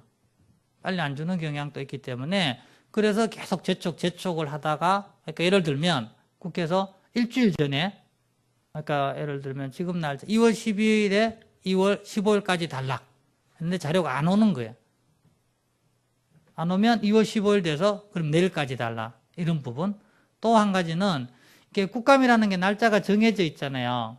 정해져, 예를 들면 10월 1일부터 10월 20일까지 한다, 이렇게 됐는데, 여러분들이 아마 어떤 공부를 하시는 어떤 일을 하다가 보면 처음에 몰랐지만은 어느 정도 점점 이렇게 파고들면서 이게 궁금한 게 생기잖아요. 그죠? 하다가 보면. 그런 부분들 같은 경우에는 국감 날짜가 정해져 있기 때문에 부처에다가 내일까지 달라, 이렇게 하는 경우가 있거든요. 이렇게 하는 경우가 있기 때문에 그 부분은 좀 복합적인 부분이에요. 복합적인 부분인데, 우선은 어쩔 수 없는 경우는 제외하더라도 기본적으로는 날짜를 여유를 주는 게 좋죠. 기본적으로는. 근데 그 부분을 국회에서도 내가 작성하는 게 아니니까 상대편은 잘 모르거든요. 그러니까 뭐 내일까지 달라, 이렇게 그 말 한마디 내일까지 달라 이렇게 하지만 상대편 입장에서는 그게 엄청 큽니다. 엄청 크기 때문에 약간은 감안할 수 있으면 날짜 여유를 많이 주시는 게 좋아요. 예. 다른 질문. 예. 20대 남자 후보 박기덕이라고 합니다. 예. 지금 민주통합당 입상일에 예비 후보자님 성함이 박기덕이라고 한 분 더 계시거든요. 예. 만약에 두 분 다 저 포함해서 같이 될 경우에 전광판의 이름은 어떻게 나오나요? 지금 제가 알고 있기로는 똑같은 이름이 이영애 의원님이라고, 이영애 의원님 아마 맞을 텐데 두 분 있어요. 똑같은 이름 두 분이 있는데, 그분들이 아마 표기를 한 분 한자, 아마 한 분 한글 이렇게 하시는 걸로 아는데, 그건 제가 정확하게 하기는 못 해봤는데, 하여튼 같은 이름의 현재도 있습니다. 현역 의원님들 중에. 감사합니다. 예, 있습니다. 예. 예. 상임위 선택을 어떻게 하게 되나요? 그거는 정확하게는 제가 잘은 모릅니다. 당에서 하는데 구조는 이렇게 돼 있어요. 구조는 예를 들면 법사위가 지금 16명인데요. 16명이면 한나라당 의원님들이 11분, 민주당 의원님 한나라당 10분, 민주당 5분, 자유선진당 1분인가 그래요. 하여튼 의석 비율별로 이렇게 제가 의석 비율로 나눈다고 했잖아요. 그죠? 그렇게 하면 그 내에 지금 예를 들면 법사위에 통합민주당 몫이 5명, 정무위원회 그냥 가정으로 8명, 이렇게 하면은 전체 통합민주당 의석 수가 이렇게 배정이 되잖아요. 합치면 이 당에서 신청을 받아서 배정을 합니다. 근데 그게 제가 알고 있기로는 아마 엄청 어려운 작업인 것 같아요. 인기 상임위에는 2배수, 3배수 될 테고, 비인기 상임위에는 미달일 테고, 그죠? 그래서 제가 뭐 듣기로 하면 전반기 후보, 국회 지금 4년입니다. 임기가 4년인데, 그래서 이 부분은 제가 막 임기 나왔을 때면 국회의원 임기가 지금 5월 30일부터 시작이에요. 5월 30일부터 19대가. 근데 어느 법률을 찾아봐도 임기가 5월 30일부터라는 건 없습니다. 그럼 5월 30일 누가 정했느냐? 그러니까 지금 헌법 부칙에 보면 이 헌법 개정 후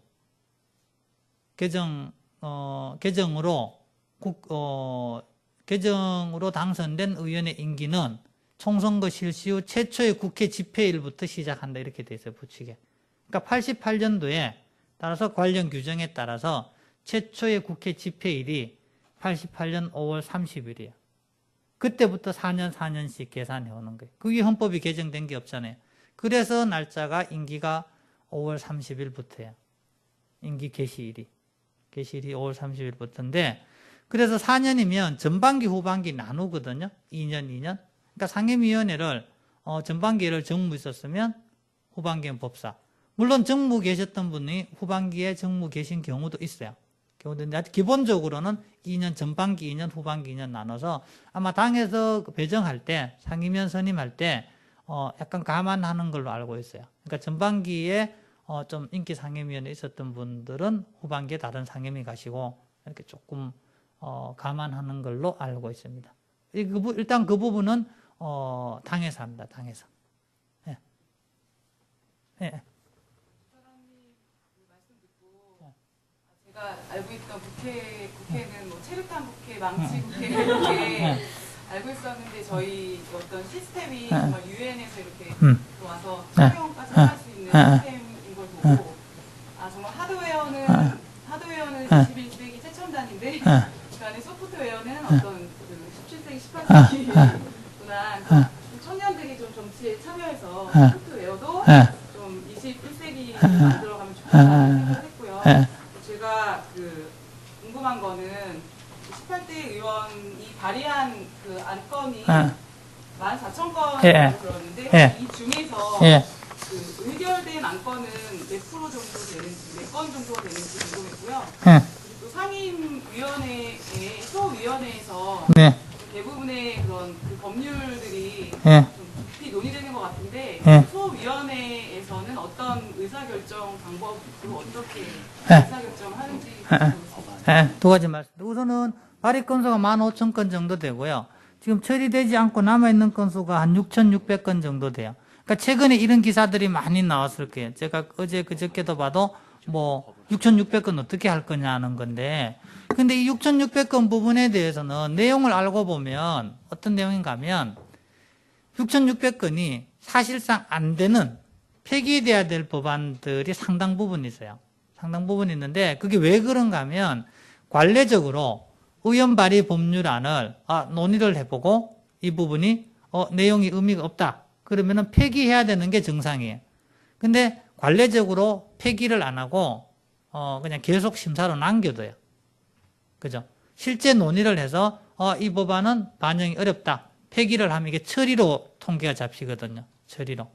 근데 그렇지 않기 때문에 6,600건 중에 상당 건수는 논의를 해봤지만 반영이 현실적으로 좀 곤란하다는 부분이 있고요.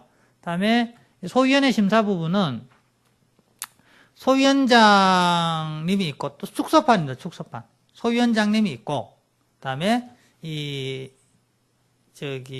소위원회 위원들은 제가 아까 말씀드린 것처럼 교섭단 이제 정당 비율별로 해서 7명이면 7명이 이제 의석 비율별로 해서 분배가 돼요. 그렇게 해서 논의를 합니다. 논의를 하고 그다음에 법률안 검색은 지금 제가 아마 인터넷이 연결이 안 되는 것 같은데 인터넷 부분에 여러분들이 보시려고 하면 이 국회 홈페이지를 가보시면 홈페이지 구축이 잘 돼 있어요. 그러니까 저희가 이제 제 의사과 있을 때도 외부에서 문의가 오면 저희도 그 자료에 의존을 해요. 근데 방법은 왜 저희는 그 자료 의뢰는 외부에서는 모르느냐? 활용 방법을 모르기 때문에 활용 방법을 모르기 때문에 그런데 이 부분은 실제 의안 정보 시스템에 들어가면 통계가 나오거든요. 통계에 의결된 법안, 그다음에 미처리 법안, 뭐 이렇게 정부 제출, 의원 발의 이렇게 쭉 나오거든요. 그 숫자를 클릭하면 리스트가 다 나옵니다. 리스트가 나오고 세부적으로 다시 법안을 클릭하면 이 법안이 몇 월 며칠 누가 발의를 했고 어떤 내용이고 현재 어느 상태에 가 있고 그러니까 전체 상정을 했고 전체 상정할 때 전문위원 검토 보고서도 있고 소위원회에서 언제 몇 월 며칠 몇 차에 걸쳐서 논의했고 이런 내용들이 상세하게 돼 있어요. 상세하게. 지금 약간 제가 이 구두로 말씀드리는 약간 추상적인데 한번 들어가 보세요. 오늘 저녁이라도 국회 홈페이지 들어가서 국회 종합정보 시스템에 들어가면 의안정보, 회의록 시스템 이런 시스템들이 있거든요. 거기에 들어가 보시면 이게 이 말이구나 하실 거예요. 네, 다른 질문. 제가 오늘 20대 대표 차영란인데요. 네. 오늘 저희 다 과제로 제출한 의정활동 계획서 있잖아요. 다 그것 때문에 너무 고생이 많았는데요. 그거 하면서 어려움을 겪은 점이 그 의정활동을 제가 이제 거기 홈페이지 시스템 말씀하셨으니까 질문하는데요. 의정활동에 제가 검색을 해보니까 어떻게 된 건지 모르겠지만 안민석 의원님께서 활동하신 내용만 나오고 다른 의원님들의 활동은 나와 있지 않아서 그게 이제 의무적으로 그렇게 거기에 활동 내용을 올리는 건지 아니면 어느 특정 의원만 거기에 활동 내용을 올리는 건지 궁금합니다. 그건 제가 정확하게 어떤 국회 홈페이지예요? 제가 어떤 부분을 말씀하시는지 몰라서, 그거는 지금 정확히 답변 드리긴 어려운데, 그거는 일단 국회 홈페이지는 국회 이제 지금 아마 홍보 담당관실에서 할 것 같은데, 특정 의원님만 하는 건 아닐 것 같고, 그 부분은, 공평하게 합니다. 공평하게 하는데, 지금 그 꼭지에 대해서는 제가 정확하게 어떤 꼭지인지 몰라서, 지금 답변을 드리기 어렵네요. 그 국회 자료들이 보면 여러분들이 한번 보시면 되게 잘 돼 있어요. 자료 구축이 정리가 잘 돼 있습니다. 잘 돼 있어서 여러분들이 보세요. 다른 질문요. 저요? 예. 본회의장에 가니까 그 휠체어를 타신 의원님들이 직접 대정부 질문을 할 때 단상을 그 기계를 통해서 돌리는 걸 많이 봤습니다. 근데 소위원회 실을 가니까요, 보좌관들이나 아니면은 그 다른 부처 직원들이 와서 굉장히 빼곡한 공간을 갖고 있는 걸 봤는데요. 휠체어를 타거나 아니면은 보좌구를 이용하는 분들을 위해서 소위원회 실을 좀 편의 시설이나 이런 걸 그때그때 따라서 개편해 주시기도 하나요? 지금 국회 같은 경우에 몸이 불편하신 의원님들이 대별로 몇 분씩 계셔서 전체적으로 시설을 이동 동선이라든지 휠체어를 타고 다니실 수 있도록 전체를 계속 개선해 나갑니다. 개선해 나가고, 예를 들면 본회의장 같은 경우에 투표 시스템이 이 스크린으로 하는 게 있고요. 그다음에 버튼식으로 하는 부분이 있어요. 버튼식 투표기에도 예를 들면 점자가 다 돼 있어요. 점자 돼 있고, 국회법 같은 경우에도 보면 대정부 질문할 때도 국회법 규정에 장애를 가진 의원님들에 대해서는 질문 시간을 더 부여하도록 돼 있어요. 부여하도록 돼 있고, 그리고 지금 말씀하신 소회의장 같은 경우에는 뭔가 하면 전체적으로 국회의 공간이 지금 부족합니다. 전체적으로 부족해서 이 공간들이, 특히 소회의장이 좁은 편이에요. 소회의장에 의원님들은 7, 8명이지만 국회 관련되는 직원, 부처 직원들이 많거든요. 그러니까 지금 소회의장 같은 경우에 제가 보기에도 현재 공간에 최소 1.5배는 돼야 되는데, 이 본청에 빈 방이 하나도 없어요. 빈 공간이 하나도 없어요. 그러니까 그 부분을 늘리려면 어느 공간을 줄여야 되거든요. 그러니까 그 부분은 공간상에 좀 제약이 있습니다. 공간상에 제약이 있어서 소회의실의 회의장을 늘리기는 현재는 현실적으로는 좀 어렵습니다. 한 가지 방법이라면 뭔가 하면 회의장을 공통으로 쓰는 거거든요. 지금 상임위원회가 각자 자기 회의장이 있어요. 각자 자기 회의장이 있는데, 그게 아니고 그냥 회의장을 한 10개만 두고 필요할 때 신청해서 쓴다면은 그만큼의 공간이 생기겠죠. 근데 그렇게 하면 아마 의원님들이 상당히 불편해 하실 거예요. 자기 회의장이 있으면 회의 있다 그럼 거기 가면 되는데, 그게 아니면은 계속 달리 되잖아. 그죠? 그런 부분도 있고, 위원회마다 위원 정수가 다르기 때문에 약간의 한계는 있는데요. 그건 국회 공간이 부족해서 조금은 그러니까 지금 논의를 하면, 예를 들면 제2의원회관이 19대 출범할 때 저기 입주를 할 거거든요. 그러면 그만한 공간이 생기기 때문에 약간의 여지는 있을 건데요. 현재는 공간상의 제약은 좀 있습니다. 예, 다른 예. 지금 저희 청년미래대표 여성 후보들이 좀 있거든요. 그래서 대부분 또 가임기 여성이라서요. 정말 궁금한 건데 출산이나 육아에 있어서 이제 국회의원 활동을 하면서 이렇게 좀 그런 배려나 복지 혜택들이 있는지 그런 것들이 조금 궁금하거든요.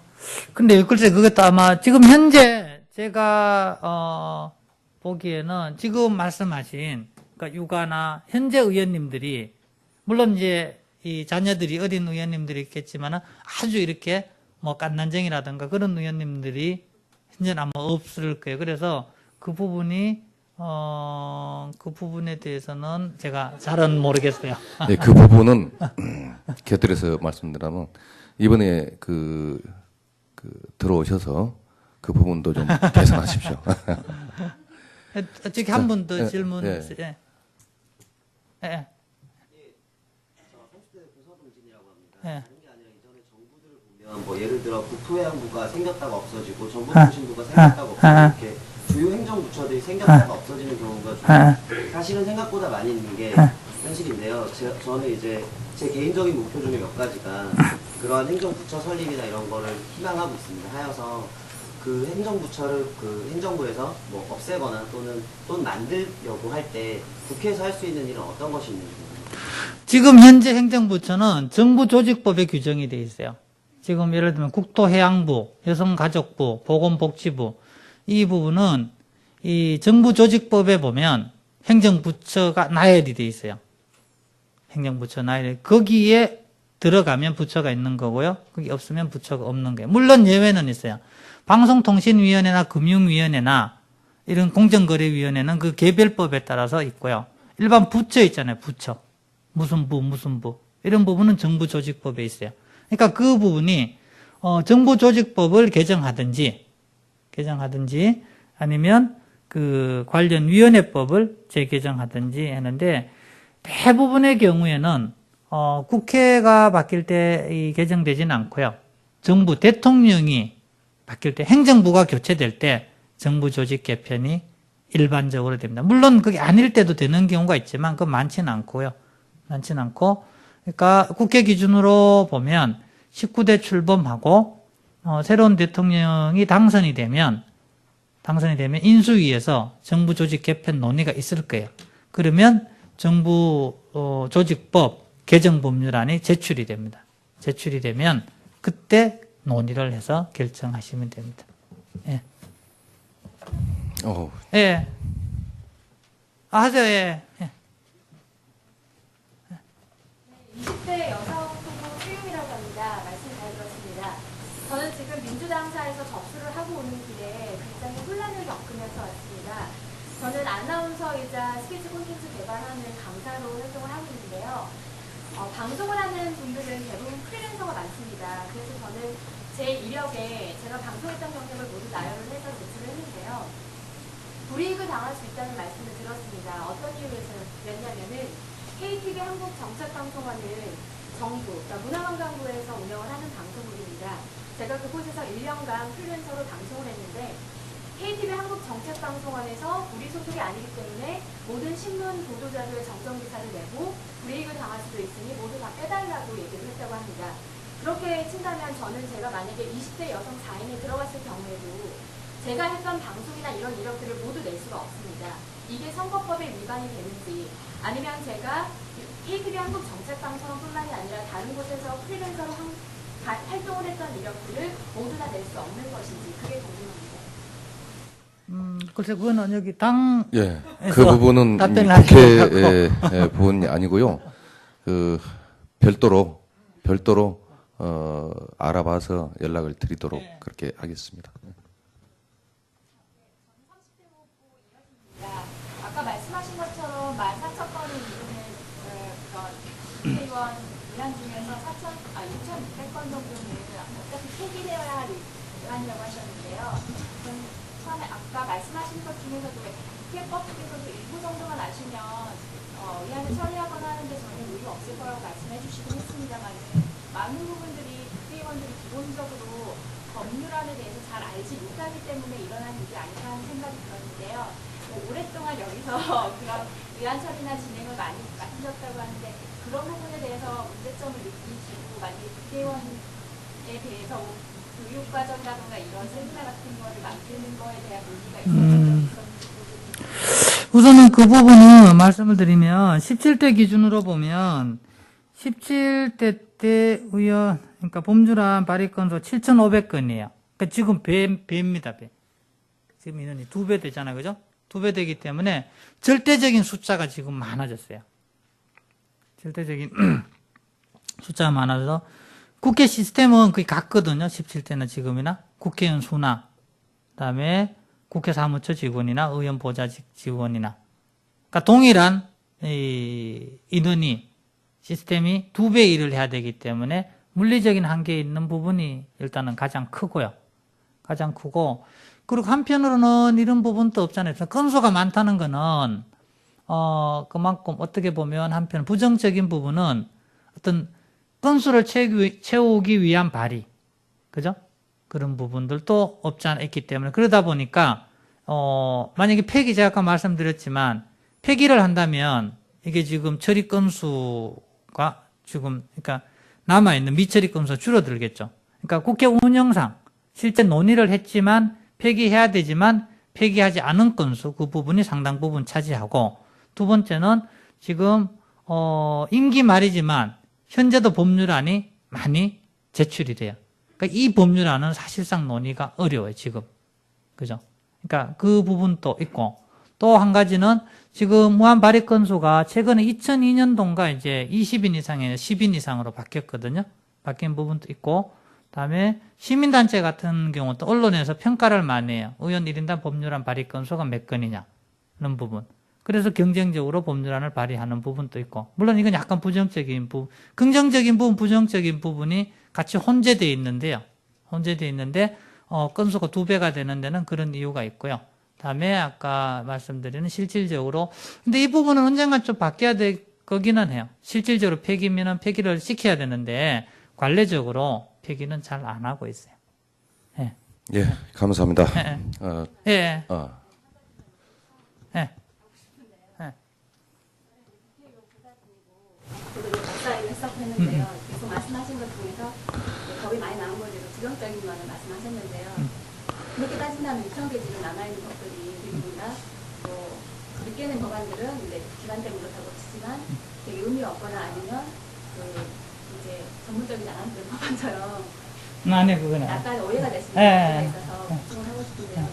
사실 정말 취지는 좋은데 기재부나 이런 대상 때문에 안 되는 거고, 그 다음에 굉장히 어려운 뉴스에서 좋은 법안인데 뭐 기업이나 이런 여러 가지 단체들의 문제가 있어서 안 되는 게 있는데, 그런 부분보다는 뭐 너무나 경쟁적으로 많이 발의해서 그렇다라고 하면 처음 시작하는 국회 예, 그 보안 그 부분을 좀 짧게 설명드려. 사실상 안 되는 거라는 게 내용이 타당성이 없어서 안 되는 것도 있지만, 지금 말씀하신 건 실제 부처 반대, 부처 간의 이견, 부처 반대, 부처 간의 이견으로 계속 계류되고 있는 법안, 미처리 되는 법안들도 상당 건수거든요. 상당 건수인데, 지금 약간 제가 오해가 있었는데, 지금 설명하신 게 말씀드린 게 사실상 안 되는 법안이란 법안 분류에 내용이 약간 좀 미비한 부분도 있지만, 부처 간의 이견으로 또는 예산상 부족으로 또는 다른 현실적인 다른 법률 간의 충돌로 인해서 미처리된 게 많습니다. 예. 그건 제가 좀 보완 설명드릴게요. 예. 예, 지금까지 국회 전반 또 입법 과정에 대한 이해를 위해서 강연해 주시는 우리 정명호 입법조사관께 다시 한번 뜨거운 박수 부탁드리겠습니다. 예, 감사합니다. 이어서 이제 정치 캠프에 들어가셔서 입법 과제를 수행을 하셔야 되는데요. 그런 입법 과제를 어떻게 하시면 되는가에 대한 부분에 대해서 우리 박상필 본부장께서 설명을 해드리겠습니다. 한 가지 공지사항은 여러분들이 오늘 입법 과제를 준비하시면서 또 19일 날 저희가 정책 축제를 합니다. 19일 날 그때는 저쪽 의원회관 대회의실 로비에서 마련을 합니다. 주로 여러분 여기 계시는 48분이 48분이 중심이 돼서 그동안에 1단계에서 탈락을 하셨지만은 계속 민주당과 함께 그 민주당의 인재 양성 프로그램에 같이 동참하셔서 인재로서 계속 활동을 하실 분들, 그래서 지방선거나 다른 선거에도 계속 또 참여를 또 후보로서 참여를 해주실 분들을 함께 모시는 그런 자리가 되겠습니다. 그러니까 지금 설명 들으시고 준비하시다가 19일 날 또 오셔가지고 그때도 정책 발표를 하면서 굉장한 또 준비가 있습니다. 여러분들이 실질적으로 여러분들이 준비해 오신 주제나 이런 것들을 다른 분들한테 서포트를 받을 수 있고 또 멘토를 좀 받을 수 있는 그런 또 토론도 하게 됩니다. 그러니까 오늘 잘 귀 기울여서 들어주시기 바랍니다. 우리 박성필 본부장 뜨거운 박수로 환영해 주시기 바랍니다. 예, 저희 기획단에 본부장이 2명이 있습니다. 예, 이름은 같은데 우리 기획단의 모든 것을 다 결정하시고 우리의 제일 최고 짱 김영동 국장이십니다. 박수 한번 크게. 예.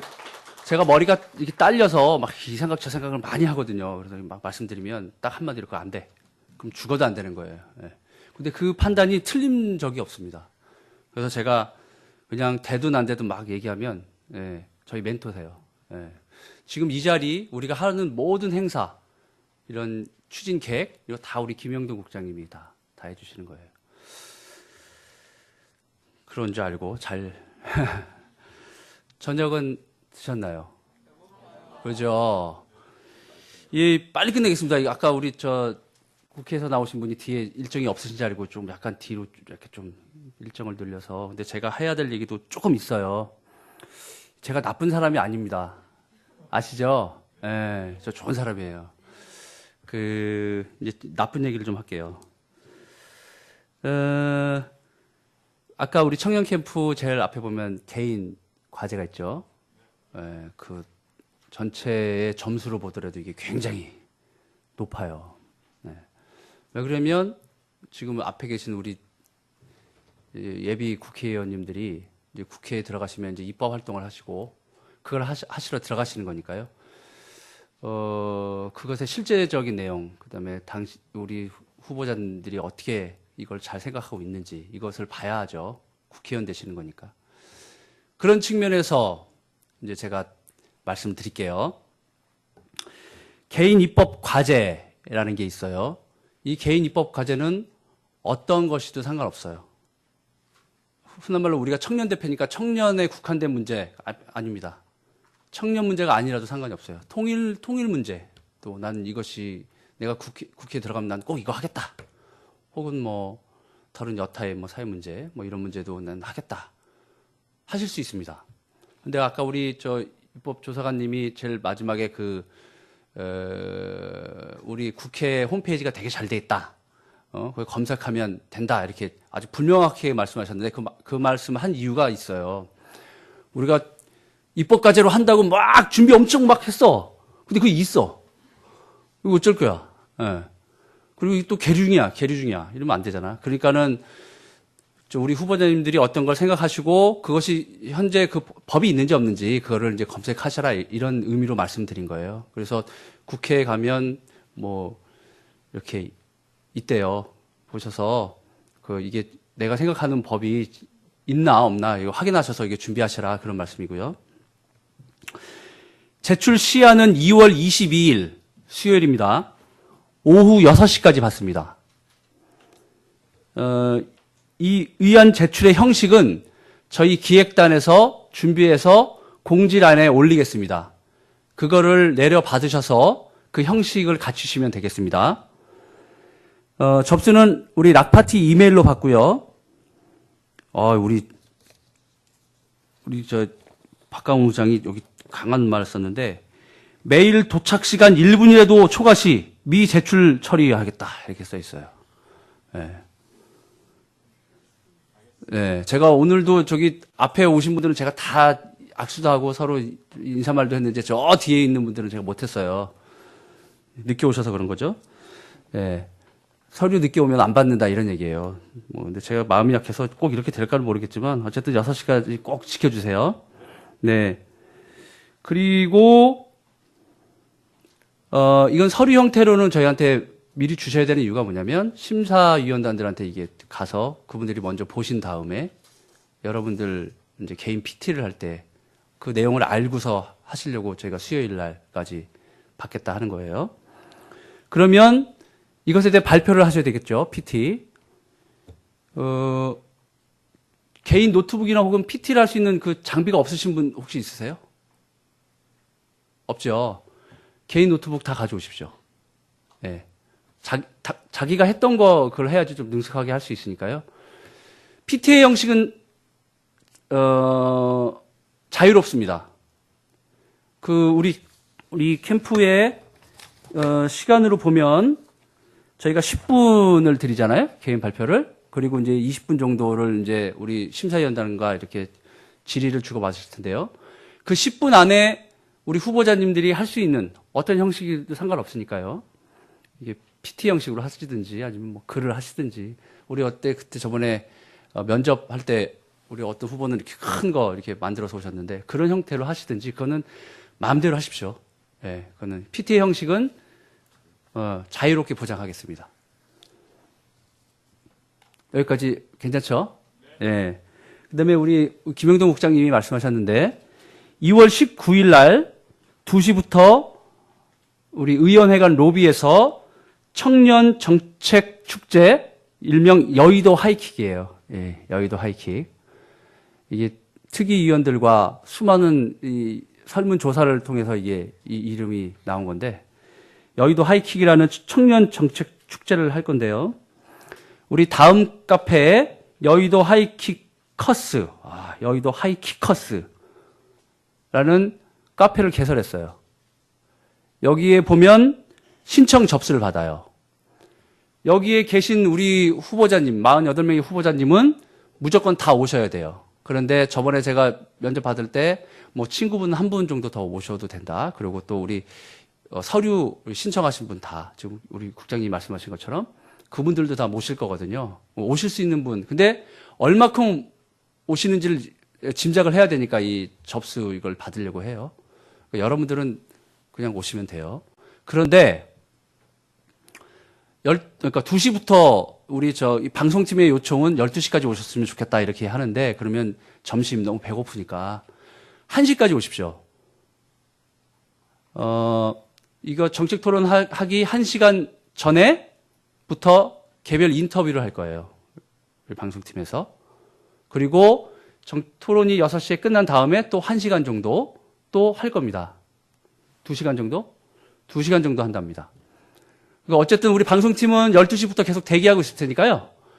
식사하시고, 이거 굉장히 토론이 주제가 정해져 있는 토론이 아니에요. 주제도 우리 후보자님들, 우리 거기 참여하신 분들이 주제도 정하시고, 그럼 그 주제에 자기가 토론하고 싶은 데를 찾아가는 거예요. 그래서 막 토론이 열리는 거예요.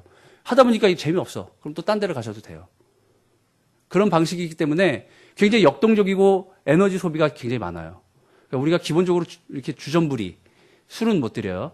주전부리는 할 텐데, 각자 초콜릿 같은 것도 준비해 오시면 좀 좋을 것 같아요. 그래서 이 말을 왜 드리냐면, 점심을 꼭 드시고 오셔라. 이 에너지 소비가 굉장히 많다.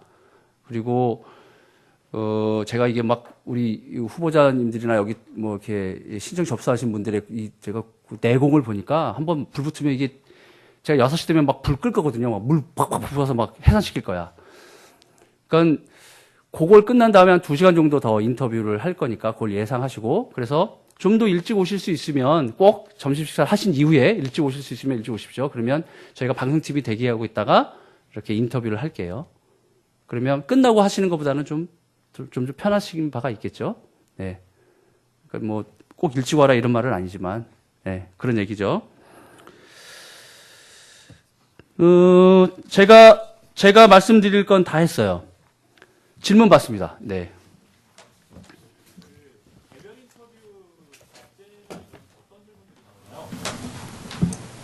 개별 인터뷰? 질문이? 뭐가 나오죠?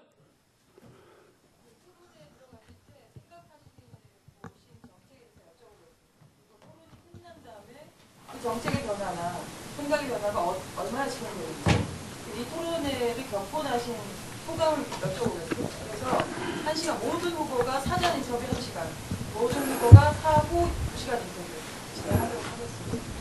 네, 제가 다시 잠깐만. 지금 말씀하신 분 우리 락TV 총 연출을 맡고 계신 김수정 기획팀장이십니다. 박수 한번 보내주십시오.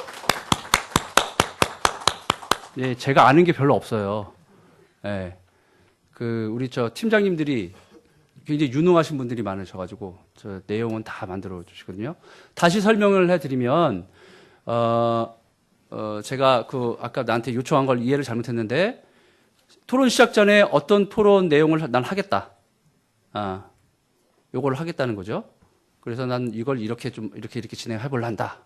하고, 근데 끝난 다음에는, 처음엔 이랬는데, 해보니까 이런 게 더 재밌더라. 그래서 난 이거 했다. 그래서 뭐 소감 같은 거 이렇게 묻겠다. 그런 거죠.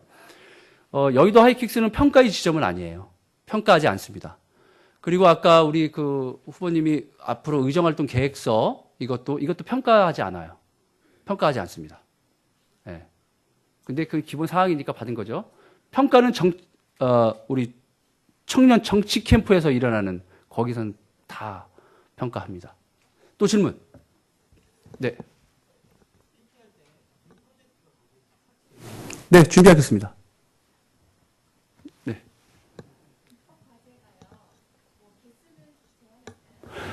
개수는 하나 하시죠. 예. 하나 하시는 게 좋을 것 같습니다. 예. 잠깐만. 예. 제가 발언권을 안 드렸는데 이제 말씀을 하셨어. 네. 누가 하실래요? 네. 손 드시고. 이게 회의 질차를 지킵시다. 이 국회의원 되실 분들인데 그냥 손 들고 자기가 마음대로 이렇게 하는 게 아니라 회의는 앞에 나가신 분이 손 들게 해서 지명을 해야지 발언권이 생기는 겁니다. 네. 질문하십시오. 네. 새로운 입법을 해야 되는 것인지 아니면 현재 있는 법을 고치는 개정안을 제안해 주세요. 개정안 포함. 개정안 포함입니다. 그러니까 지금 기존에 있는 법 딱 정해져 있는 거는 또 할 필요가 없으니까. 네, 그렇죠. 네. 또 질문? 네.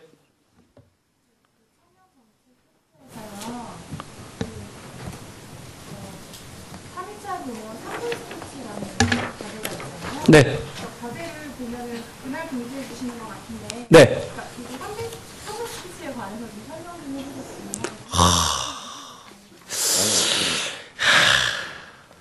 이걸 얘기를 해야 하나? 아니. 얘기하면 안 되죠. 얘기하면 안 됩니다. 그러면 네. 평가가 안 돼요. 그러니까 여기 써 있네요. 뭐 3분 스피치, 대변인 브리핑, 개인 평가. 네. 여기 쓰인 그대로입니다. 그러니까 보셨어요. 민주당 홈페이지나 좀 가셔서요. 대변인들 브리핑한 자료들이 동영상들이 있어요. 그런 것들 참고로 하시면 좋을 것 같습니다. 네. 거기까지만 말씀드리겠습니다. 네. 그렇지 않고요. 48명 우리 지금 후보자 단위에서는 이 개인 멘토가 없습니다. 그런데 16명 단계, 그러니까 정치 캠프를 마치신 다음에는 개인 멘토가 생기십니다. 이해하시죠? 네. 또? 네. 만들어져서 만나는 건가요? 제비 뽑습니다. 네. 심층 면접할 때 심사위원단들이 같이 오시잖아요. 네. 혹시 그분들이 심층 면접하셨던 분들이 오시는 건가요? 아니면 또 다른 새로운 분들이 오시는 그분들이 오십니다. 네. 입법 과제가 아무래도 주제가 자유이다 보니까 그 전에 이제 수요일 날 오후 6시까지 그 주제를 받기 때문에 겹치는 경우가 있을 경우에 그걸 사전 조정할 수 있는 시간을 주시나요? 아니면 겹치더라도 그 주제로 계속해서 가는 건가요? 토론해 봅시다. 우리 기획단 차원에서 제 생각에는 겹쳐도 상관없다고 생각하는데요. 그런데 이게 또 우열의 부분이 있을 수 있으니 우리 다음 카페에 지금 아까 제가 여의도 하이 키커스 여기에 그걸 개설했으니까 여러분들이 자유롭게 여기서 나는 뭘 할랜다 이렇게 하셔서 의견을 조정하시든지 그러면 누가 올렸는데 하면 두 분이 조정을 하시든지 아니면 나는 그냥 할래 뭐 이렇게도 할 수 있을 것 같아요. 아니 그 부분은요 저 의견인데요. 그 부분은 같아도요 하십시오. 그러면은 실현 가능성이나 다른 부분 또 예산 확보 방안이나 이런 부분에서요 나는 비교가 오히려 더 될 거로 봅니다. 그래서 같은 부분이라도 그대로 시행하는 걸로 갔으면 좋겠어요. 네. 네, 똑같은 말씀인데요. 네, 정리하고 갈게요. 겹쳐도 상관없어요. 겹쳐도 되고요. 근데 조정하시려면 또 개인적으로 조정하셔도 된다. 그런 겁니다. 예. 네. 아니라 입법과제 수행함에 있어서 해당 입법을 내용이 그 연관된 다른 법률들의 개정을 포함해야 한다거나 연관된 다른 법률들의 연관된 다른 법률들의 입법을 함께 가야 되는 케이스라고 하면 그 케이스에는 주된 입법안만 만들면 되는 것인지 아니면 그 연관된 개정안이나 연관된 입법들 다 같이 만들어야 되는 것인지. 연관된 거면 꼭 연관됐다는 건 이 법이 생기려면 여기가 꼭 문제가 발생할 수 있으면 안 되지 않겠어요? 그런 실현 가능성이 없는 거 아닙니까? 네. 네.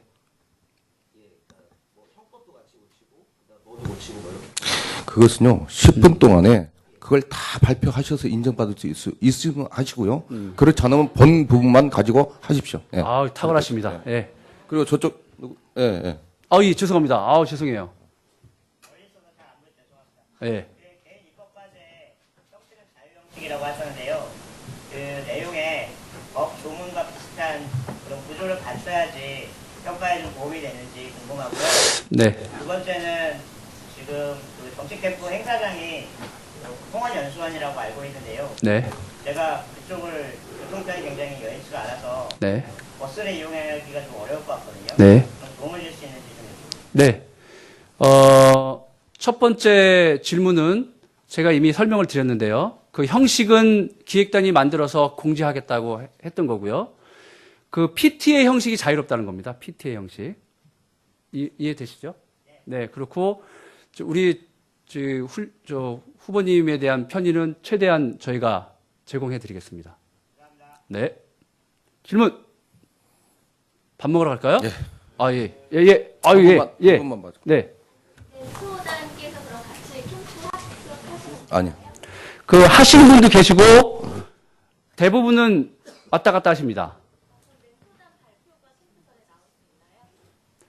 캠프 끝나는 마지막 날 나옵니다. 캠프 마지막 날 결과가 나옵니다. 아니, 그러니까요. 멘토단은 처음에 발표하시는 게 아니고.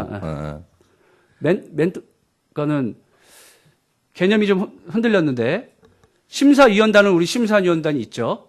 네, 멘토단은 또 따로 구성되는 거예요. 그분은 16명 단계에서 제가 된다고 이미 말씀드린 바가 있습니다. 네. 네, 제 눈치 봐야 되는데. 네, 한 분 더. 예.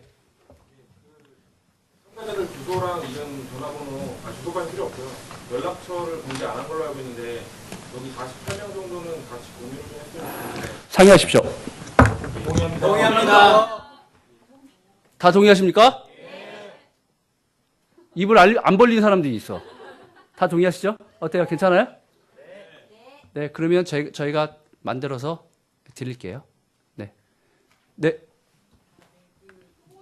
후보자 전체적인 이 청년들을 진행하는 과정에 있어서 좀 그 후보자 오늘 등록하는 그것도 너무 일정이 빠듯해서 저 같은 경우는 그거를 쫓아가기가 너무 힘들었거든요. 그리고 또 이렇게 저희 선거인단을 분명히 이제 홈페이지에 남윤인순 위원장님께서 45세까지 모집한다고 말씀하셨는데 갑자기 35세로 바꾸시면서 설명이나 그런 게 없어서 조금 이렇게 안타깝고 좀 이해되지 않는 부분도 있고 조금 불신도 저도 모르게 생기는 것 같고 그렇습니다. 그래서 조금 진행하는 과정들을 내년에는 조금 더 여유 있게 다음에는 네. 좀 더 어떤 정책이 바뀌었을 때 좀 저희들에게 설명 많이 좀 해주셨으면 좋겠습니다. 네, 죄송스러운 마음이고요. 당은 뭔가 결정하는데 한 사람이 결정하지 못합니다. 의사결정하는데 기획단에서 안을 이제 내면 특별위원회에서 회의를 하고 최고위에 가서 다시 내려오고 이런 과정이 있는데요. 지금 우리가 이 공천 일정이 좀 땡겨졌어요. 그래서 우리도 이 일정이 확 땡겨졌습니다. 그러면서 자세히 설명을 계속 못 드리고 이제 진행해야 되는 바가 좀 있었습니다. 아까 우리 선거인단 문제도 좀 그런 것에 하나인데요. 아까 먼저 오신 분이 이런 걸 질문하셔가지고 제가 개별적으로는 말씀을 드렸는데 지금 이 자리에서 그걸 설명하기는 뭐 적당치 않고요. 앞으로 일정, 그래서 정치 캠프 이렇게 일정 이거 뭘 평가하겠다고 이렇게 자세하게 이렇게 하지 않잖아요. 예, 이것까지도 저희가 이렇게 드린 건 아까 말씀드린 그런 죄송스러운 마음. 그래서 앞으로는 공개하겠다. 공개하고 최대한 제가 아는 거는 여러분들도 알 수 있게끔 하겠다. 예, 이런 좀 약속은 드리고요. 만약에 뭐 좀 질문하고 싶다. 잘 모르겠어. 그러면 저한테 전화 주십시오. 제 전화번호 알고 계시나? 제가요. 좋은 생각인데 전화가 얼마나 올까? 이 방송을 해서 이게 농담을 하면 안 돼가지고 보통 제 말에 거의 뭐 한 90%는 농담인데 이게 잘 안 맞아요. 죽겠습니다. 거기에 제가 같이 할게요. 그러면 이렇게 궁금하신 점 이렇게 밤늦게는 전화하지 마시고요. 예. 아침에 제가 7시부터는 정상적으로 움직이니까요. 그때부터는 괜찮고 밤늦게는 하지 마십시오. 네? 그러면 뭐 이렇게 하겠습니다. 네, 이상 맞춰도 되겠죠? 네, 감사합니다. 예, 수고하셨습니다. 자, 그럼 이상으로 오리엔테이션을 모두 마치겠습니다. 19일 날 뵙겠습니다. 예, 수고하셨습니다. 감사합니다.